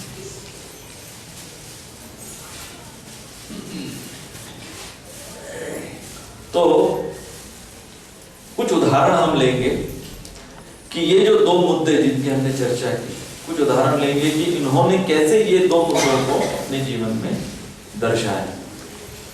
सबसे पहले रामायण से उदाहरण है वानर सेना, प्रभु श्री राम की वानर सेना। ये पूरी वानर सेना कौन थी? सारे देवता। तो भगवान विष्णु ने सारे देवताओं को कहा कि मेरे राम अवतार से पहले तुम लोग सब नीचे जाओ और वानर जाति में पैदा हो। अब देखो, हम कई बार भगवान की सेवा करना चाहते हैं, परंतु मनुष्य योनि रिस्पेक्टेबल है, ऑनरेबल योनि है। मान लो कल मदन गोपाल जी बोले हमको कि मैं चाहता हूं तुम मेरे लिए छिपकली बनो।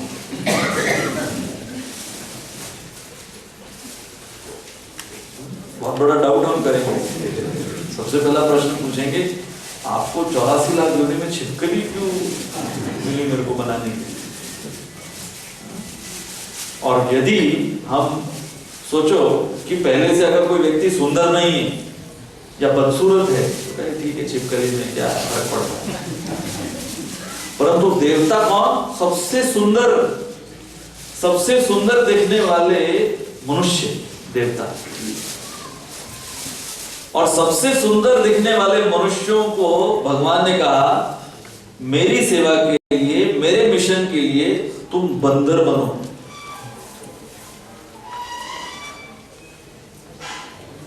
इसको कहते हैं कंप्लीटनेस ऑफ सरेंडर। दूसरा उदाहरण मृगारी। मृगारी की कथा हम जानते हैं कि जो शिकार करता था, प्राणियों को अधमरा कर कर छोड़ देता था। नारद मुनि, उन्होंने मृगारी को सबसे पहले कहा कि तुम तुम्हारे इस धनुष बाण को फेंको, धनुष को तोड़ो। तो मृगारी की शरणागति क्या थी कि जीविका उसकी चलती थी इस शिकार पर। तो मृगारी ने तुरंत किंतु परंतु कुछ नहीं, उन्होंने अपने धनुष बाण को तोड़ दिया। क्यों? क्योंकि ये व्यक्ति प्रामाणिक लग रहा है मुझे, और ये व्यक्ति जो बोलेगा वो प्रामाणिक है। तो हमारे लिए Bhagavad Gita as it is क्यों है एज इट इज? क्योंकि श्रील प्रभुपाद, उनको देखते हैं हम कि उन्होंने अपने जीवन में जो कुछ किया वो प्रामाणिकता से किया, उन्होंने जो कुछ दिया प्रामाणिकता से दिया। इसलिए हम भगवत गीता को तुरंत नहीं जानेंगे, हम पहले प्रभुपाद को जानते हैं, और फिर प्रभुपाद ने जो हमको as it is Bhagavad Gita दी, फिर हमको वो विश्वास कि हाँ ये एज इट इज होनी चाहिए, क्योंकि जिस व्यक्ति ने इस भगवत गीता को अपने जीवन में अपनाया, एज इट इज अपनाया। तो मृगारी, उसने अपने जीवन में नारद मुनि को देखा कि हाँ ये विश्वासु आदमी है, ये प्रामाणिक आदमी है, ये जो भी है, ये जो मुझे बोल रहे हैं मेरे हित के लिए बोल रहे हैं। तो इसलिए उन्होंने अपने धनुष बाण को छोड़ उसका परित्याग। अगला उदाहरण इसी गोवर्धन लीला। इतने सालों से जो नंद महाराज इंद्र यज्ञ करते आ रहे थे, 7 वर्षीय भगवान श्री कृष्ण के कहने पर उन्होंने इंद्र यज्ञ रोक दिया, गोवर्धन की पूजा। अब देखिए, गौर करने योग्य बात यह है इस गोवर्धन लीला में कि भगवान 7 वर्षीय और नंद महाराज जो कि सबसे वरिष्ठ गोप, पूरे गोप समुदाय में नंद महाराज सबसे वरिष्ठ सीनियर, और जो इतने सालों से ये इंद्र यज्ञ कर रहे हैं, उनको 7 वर्षीय उनका बेटा बोलता है बंद करो। अब देखो कि जब हम छोटे होते हैं हमारी उम्र में, और हम कुछ प्रस्ताव रखें, और उस प्रस्ताव को जब ठुकराया जाता है तो हमको इतना ठेस नहीं पहुंचता। क्योंकि हमको लगता है कि वैसे भी क्या मायना है मेरे प्रस्ताव का।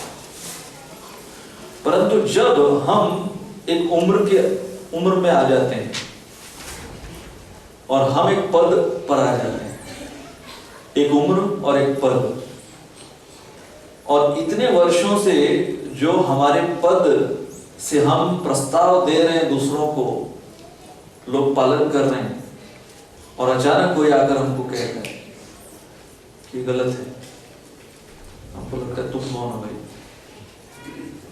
तुम्हारी क्या औकात है, तुम्हारी क्या उम्र है, ये बाल मैंने ऐसे ही धूप में नहीं सफेद किए, बोलते हैं ना।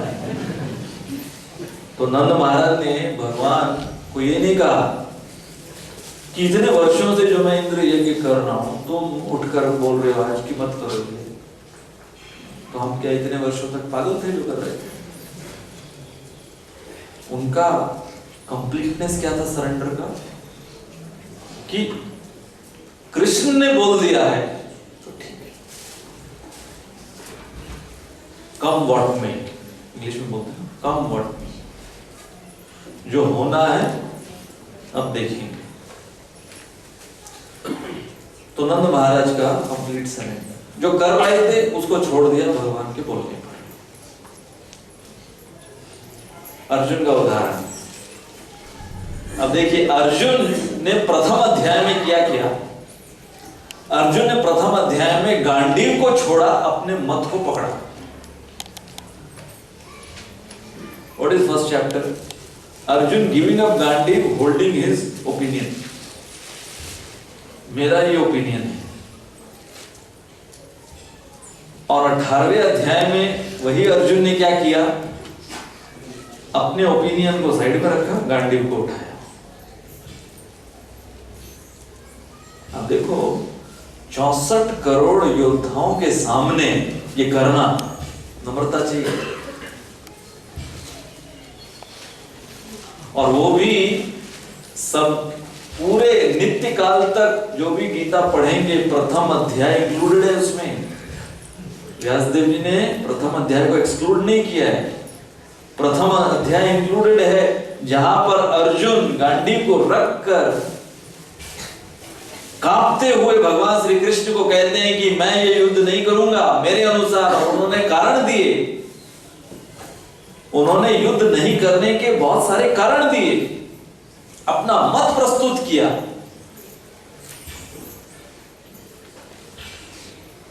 और वही अर्जुन सबके सामने ऐलान कर दिए कि मैं शरणागत हुआ हूं, करिष्ये वचनम तव नष्ट मोह स्मृतिर्लब्ध्वा तत्प्रसादात् मयाच्युत। तो अब देखिए अर्जुन गांडीव को उठाना, अपने मत को छोड़ना।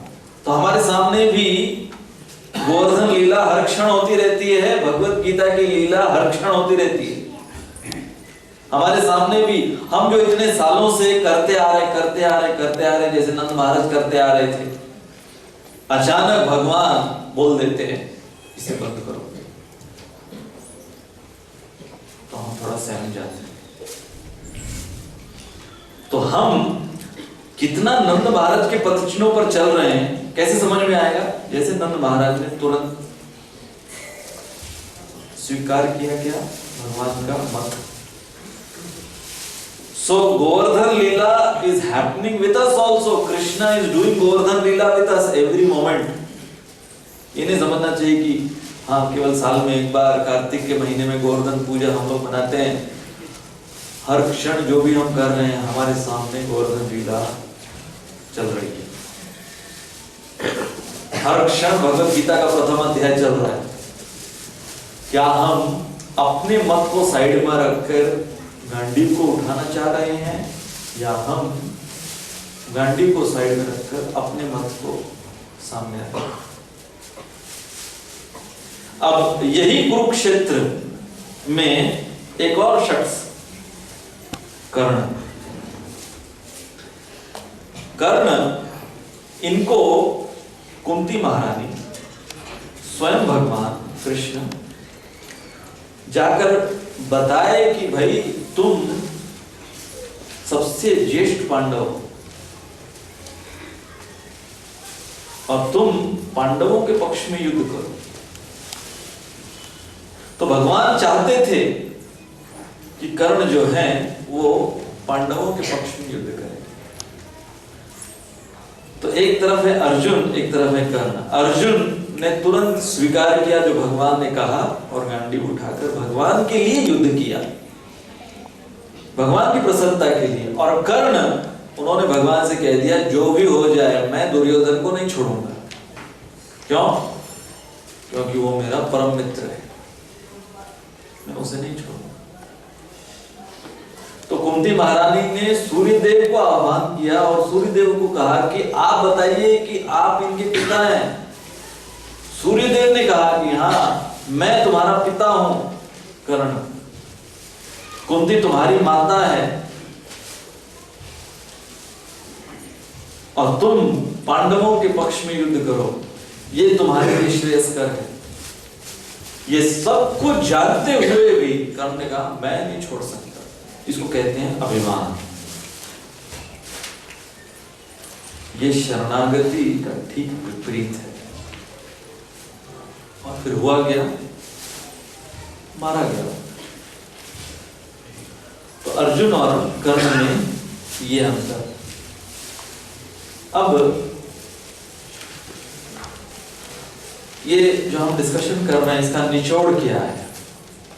निचोड़ ये है लविंग सरेंडर। खाली सरेंडर नहीं, हमने जो आज का प्रवचन उसका फर्स्ट स्लाइड किया था आज के प्रवचन का, completeness of love, completeness of surrender. तो दोनों का कॉम्बिनेशन क्या हो गया? Loving surrender. नहीं तो बंदूक भी सामने कोई तान दे तो क्या कहता है? सरेंडर, है ना? बोलते हैं ना बंदूक सामने करके, तब भी दोनों हाथ ऊपर करते हैं। हरिनाम के समय भी ऊपर करते हैं, बंदूक सामने आ जाए तो भी दोनों हाथ ऊपर करते हैं। लेकिन बंदूक सामने है और दोनों हाथ ऊपर करते हैं, वो लविंग सरेंडर नहीं है, वो फोर्सफुल सरेंडर है। तो लविंग सरेंडर यदि हमें हमारे जीवन में लाना है तो हमारे जीवन में हमको क्या लाना होगा? परिवर्तन, चेंज। हमारे जीवन में जब तक हम परिवर्तन नहीं लाएंगे, और किसके टर्म्स पर परिवर्तन? भगवान श्री कृष्ण के टर्म्स पर परिवर्तन। जब तक वो हमारे जीवन में नहीं होगा, जैसे कि पांडवों ने, यहां तक कि अर्जुन ने, जैसे कि हनुमान जी का उदाहरण हमने लिया, हनुमान जी अपने स्वयं के ऊपर सिंदूर लेप लिए रामचंद्र जी के एक मुस्कान के लिए। गोपियों ने नरक में जाने के लिए वो राजी हो गए, अपने चरण धूलि दे दी भगवान के सरदर्द को ठीक करने के लिए।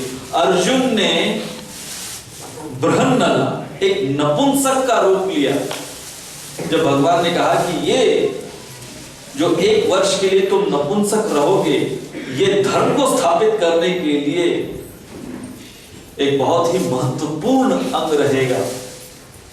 तो अर्जुन जो कि एक क्षत्रिय, और ऐसे क्षत्रिय केवल साधारण पुरुष नहीं थे, अर्जुन पुरुषों में क्षत्रिय, पुरुषों में धनंजय, पुरुषों में सव्यसाची, पुरुषों में सर्वश्रेष्ठ धनुर्धर, वो अर्जुन, उन्होंने एक नपुंसक का अभिनय किया धर्म की स्थापना करने के लिए, भगवान की प्रसन्नता के लिए। तो इसे कहते हैं परिवर्तन।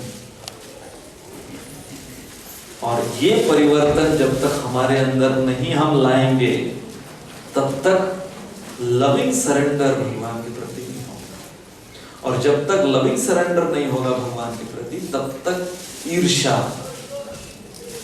अहंकार, अभिमान वो दूर नहीं होगा। और जब तक वो दूर नहीं होगा, तब तक we can't celebrate others success. Connection समझ में आया? तो अब हमारे अगले सिटिंग में हम इस मुद्दे को लेंगे। कौन से मुद्दे को? द पावर ऑफ चेंज, परिवर्तन की शक्ति क्या है। और कौन से मुद्दे आते हैं बीच में ये परिवर्तन हमारे अंदर लाने के लिए।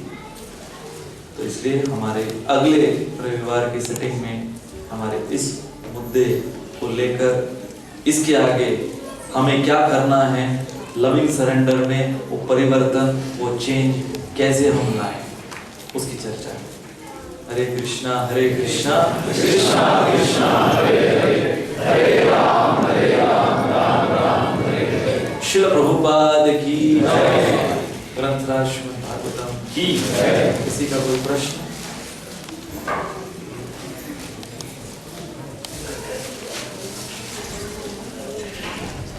हरे कृष्ण भगवान को कांदा लहसुन पसंद है, क्यों पसंद है?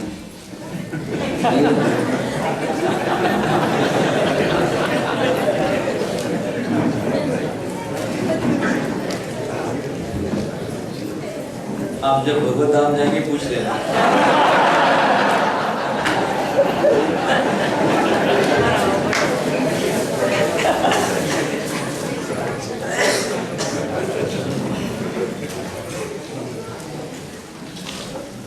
और कोई प्रश्न?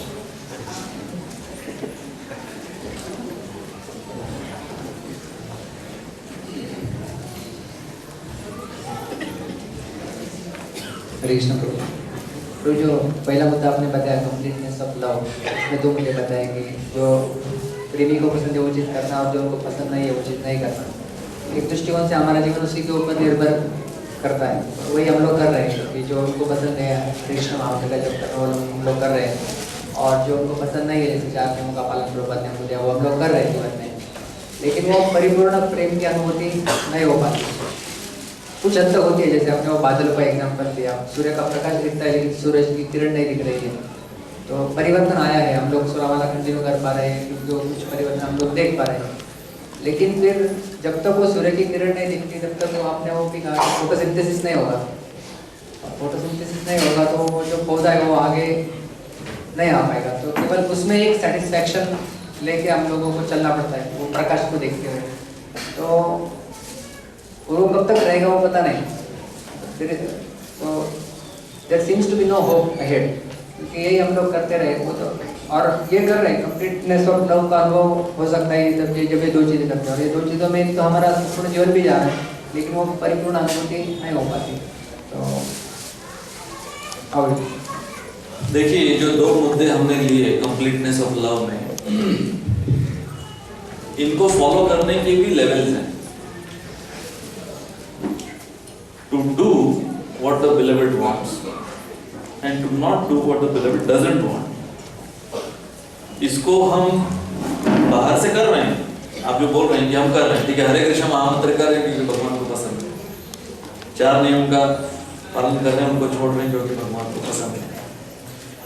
अब प्रश्न ये है कि वो जो हरे कृष्ण महामंत्र हम कर रहे हैं वो जिह्वा से तो उच्चारण कर रहे हैं 16 माला, लेकिन हृदय से हो रहा है क्या?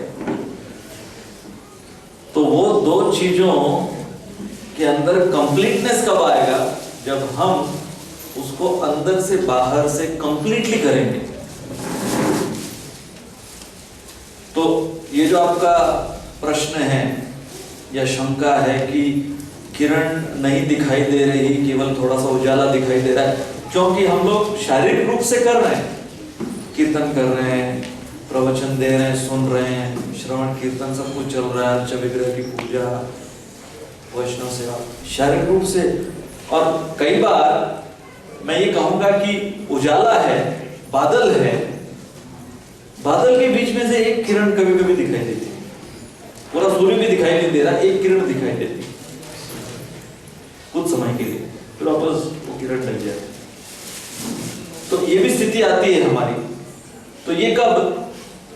जब हम 16 माला में एक महामंत्र एकदम तीव्रता से कर, तो बादलों के बीच में से भी एक किरण कभी दिखाई देती है, लेकिन फिर होता क्या है, फिर अगले महामंत्र में डुल किया जाता है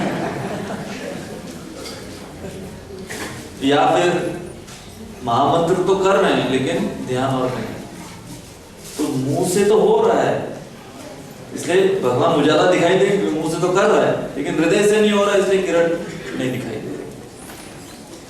तो वो बीच की स्थिति है। तो होप्स, आपका प्रश्न है कि क्या होप है, पता नहीं कब ये बादल ये यहाँ से छड़ेंगे और फिर कैसे हम वो किरण को देखेंगे। तो उसके लिए रूप गोस्वामी ने दशामृत में क्या कहा? उत्साह, निश्चय, धैर्य। और भगवान का भी आश्वासन है, भगवान के प्रतिनिधियों का आश्वासन है कि जब हम उत्साह, निश्चय और धैर्य के साथ करेंगे जो हमको बताया गया है, तो अवश्य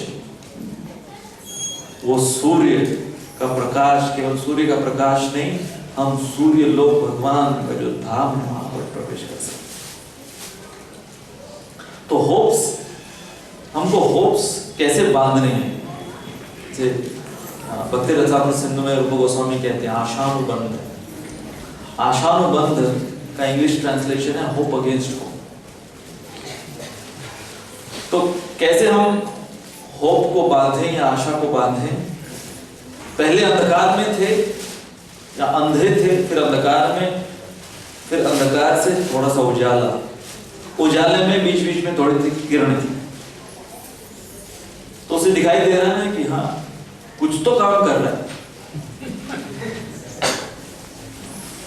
कुछ तो शक्ति है कि पहले जो एक माला करने के लिए मेरे जान पर ये आता था, अब मैं 4 माला, 8 माला, 16 माला तो करता हूं। तब से शारीरिक रूप से तो करता हूं। तो उस पर हम गौर करेंगे तो हम धीरे धीरे हमारी जो आशाएं हैं, एक आशा से दूसरी आशा को बांधकर आगे बढ़ेंगे। और वो है प्रिंसिपल उत्साह, निश्चय, धैर्य। हरे कृष्ण। हरे कृष्ण। आपने जो दूसरा मुद्दा बताया कंप्लीटनेस ऑफ सरेंडर, तो बहुत बार कभी कभी सुपरफिशियल लेवल पे या हम एक्सटर्नली हम देखते हैं कि मैंने कुछ समर्पित सरेंडर किया है कुछ भगवान के प्रसन्नता के लिए, भक्तों के प्रसन्नता के लिए। लेकिन अगर उसकी दूसरी साइड अगर देखी जाए तो क्या होता है कि अंदर बहुत ज़्यादा तकलीफ होती है। हम बाहर से सरेंडर दिखा रहे हैं, अभी समझो मैं ब्रह्मचारी हूँ, बाहर से बहुत दिख रहा है कि मैं सैफरॉन कपड़े पहना है, बहुत सरेंडर है, सब कुछ छोड़ दिया है। लेकिन अंदर मानसिक रूप से अगर देखा जाए तो बहुत ज़्यादा स्ट्रगल होता है कि मैंने सरेंडर तो किया है उधर, लेकिन मन के लेवल पे बहुत ज़्यादा स्ट्रगल होता है। तो फिर ऐसे लगने लगता है कि उससे अच्छा तो पहले का जीवन था कि मुझे इतना स्ट्रगल तो नहीं करना पड़ता था। सरेंडर करने के बाद समझ में आता है। लेकिन जब हम सरेंडर नहीं करते और हमारा भौतिक जीवन जीते रहते, चाहे वो ब्रह्मचारी हो या गृहस्थ हो, तब उस समय ऐसा नहीं लगता है कि हाँ कुछ प्रॉब्लम है। लेकिन भक्ति में आने के बाद, सरेंडर होने के बाद बहुत ज़्यादा प्रॉब्लम शुरू हो जाते हैं। तो उसके वजह से क्या होता है कि बहुत बार बहुत लोग निकल भी जाते हैं और बहुत कुछ लोग स्ट्रगल करते रहते हैं। ऐसी परिस्थिति में हम क्या करें?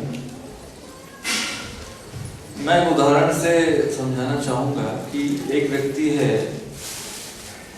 वो तालाब के तट पर खड़ा है। तालाब है, तालाब के तट पर खड़ा है और एकदम शांति से खड़ा हुआ है, कोई स्ट्रगल नहीं है, कुछ नहीं है। और दूसरा व्यक्ति तालाब में कूद चुका है, हाथ पैर मार रहा है। क्या दिख रहा है? दोनों में शांत कौन दिख रहा है? जो बाहर खड़ा। परंतु बाहर खड़े खड़े कभी जिंदगी में वो तैरना सीखेगा? बाहर से दिख रहा है तो वो शांत है उसका जीवन, स्मशान शांति बोलते हैं। स्मशान में सारे मुर्दे एकदम शांत पड़े रहते हैं। तो आप जो बोल रहे हो कि एक डिवोटी स्ट्रगल कर रहा है, चाहे वो ब्रह्मचर्य जीवन में चाहे गृहस्थ जीवन में, लेकिन वो तालाब के अंदर हाथ पैर मार रहा है, या हम तालाब नहीं ये कहेंगे कि भवसागर, भवसागर में हाथ पैर मार रहा है। आगे तो जा रहा है, थोड़ा थोड़ा आगे तो जा रहा है, लेकिन जो अभी तक कूदा ही नहीं है तो पता नहीं कितने जन्म उसको लगेंगे इस भवसागर को पार करने के लिए। तो फिर से उनका जो प्रश्न है उसके उत्तर को लेते हुए कि स्ट्रगल चल रहा है, लेकिन किसके लिए चल रहा है वो स्ट्रगल, वो देखो। प्रभुपाद ने कहा a devotee is willing to take anxiety for Krishna, stress for Krishna, that's also devotional service. वो भी भक्ति है, भगवान के लिए स्ट्रेस लेना, भगवान के लिए एंजाइटी लेना, भक्ति है वो। तो एक्चुअल सरेंडर वो है कि यदि भगवान प्रसन्न है और उस दौरान यदि मैं स्ट्रेस में हूं तो मंजूर है, परंतु मैं अगर ऐसी भक्ति करूं जिसमें सब मेरे अनुसार मैं सुख शांति से भक्ति करना चाहता हूं। कई बार हमारा प्रस्ताव क्या रहता है कि मुझे सुख शांति वाली भक्ति दीजिए, स्ट्रगल वाली भक्ति मत कीजिए। ऐसी भक्ति जहां पर मेरे अनुसार सब एक ब्रह्मचारी का उदाहरण दे रहे हैं। एक ब्रह्मचारी राधा गोपीनाथ मंदिर में, उन्होंने राधानाथ महाराज को प्रस्ताव रखा कि महाराज मंगल आरती सुबह 9 बजे नहीं हो सकती। तो महाराज ने पूछा क्यों 9 बजे? बोले कि सब फिर एकदम फ्रेश रहेंगे, अच्छी से सो के उठेंगे 8 बजे 8:30 बजे, तो 9 बजे फ्रेश रहेंगे, भगवान भी फ्रेश रहेंगे। तो भक्त फ्रेश रहेंगे, जपा में कोई सोएगा नहीं और पूरा दिन फिर एकदम फ्रेश जाएगा। 9 बजे मंगल आरती। तो बेसिकली क्या है, एटीट्यूड क्या है कि एकदम कंफर्टेबल डिवोशनल सर्विस चाहिए। तो ये जो कंफर्टेबल डिवोशनल सर्विस ये अपने आप में विरोधाभास है, क्योंकि भगवान के पार्षद वृंदावन में हर दिन भगवान अरेंज करते थे, आज बकासुर, आज अगासुर, आज वत्सासुर, अलग अलग असुर को। भगवान क्यों? क्योंकि भगवान कभी भी अपने भक्तों को वो जो तथाकथित ब्रह्म ज्योति की शांति है उसमें फंसाना नहीं चाहता। ये जो सुख शांति वाली भक्ति है क्या है? ब्रह्म ज्योति में आंख बंद करके लीन रहना,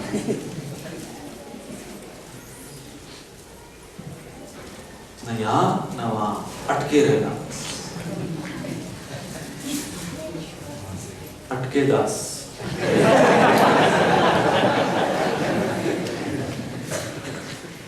तो इसलिए ये जो उदाहरण हमने दिया कि आप बोल रहे हो कि एक व्यक्ति जिसने सैफरॉन या ब्रह्मचर्य नहीं लिया है वो सुख शांति से बाहर दिख रहा है, लेकिन वो सुख शांति किस प्रकार की है? जो सरोवर या भव सागर के बाहर खड़ा है, देख रहा है समुद्र की लहरें आ रही, ओशन व्यू अच्छा है, लेकिन कभी पार नहीं कर पाएगा। और एक भक्त चाहे उसने 2 फरलांग गया हो खाली तट से, खाली 2 फरलांग गया, लेकिन उससे ज्यादा अच्छा है। स्ट्रगल कर रहा है लेकिन प्रोग्रेस कर रहा है। मेन क्या है? भक्ति में प्रोग्रेस करना, चाहे वो सुख शांति से हो चाहे स्ट्रगल से हो। हम ये नहीं बोल रहे कि हर समय हमको बहुत यही दिखाना कि मैं स्ट्रगल कर रहा हूँ।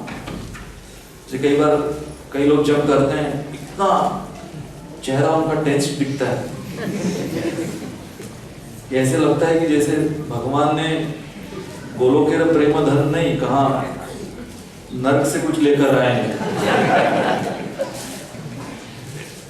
चेहरे पर इतना ऐसा क्लिष्ट चेहरा दिखता है कि क्या दे दिया भगवान ने। नाम चिंतामणि के बदले ऐसा लग रहा है करेला जूस अंदर का। तो जरूरी नहीं कि हमको हर समय एकदम स्ट्रगल का मतलब ये नहीं कि हर समय ऐसे प्रस्तुत करना अपने आप को कि भक्ति जो है वो मेरे को बहुत बड़े भय में डाल रखी है। सिर्फ भयभीत होकर भक्ति नहीं करना है। स्ट्रगल का पॉजिटिव वर्ड तीव्रेन भक्ति योगेन, क्या है? तीव्रेन भक्ति योगेन यजेत पुरुषम। इंटेंस होना चाहिए, इंटेंस, वो राइट वर्ड।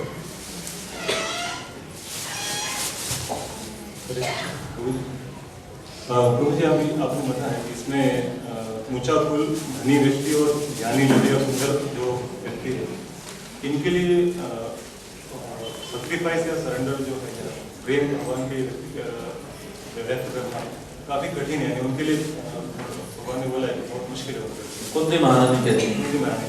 तो मुझे फिर हम ये भी सुनते हैं कि शास्त्र में कि एक भक्त जो अपनी भक्ति कंप्लीट नहीं कर पाता है, जो उस लेवल तक नहीं पहुंच पाता, उसको अगला जन्म ऊंचा किल्म या धनी व्यक्ति की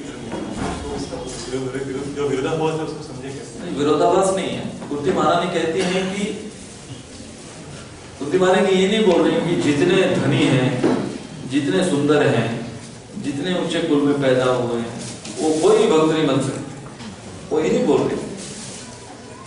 कुंती महारानी प्लेन वर्ड्स में ये बोल रही है कि ये जो चार चीजें हैं, जन्म, ऐश्वर्य, श्रुत, श्री, ये जो चार चीजें हैं, ये पोटेंशियल ऑब्स्टिकल्स हैं।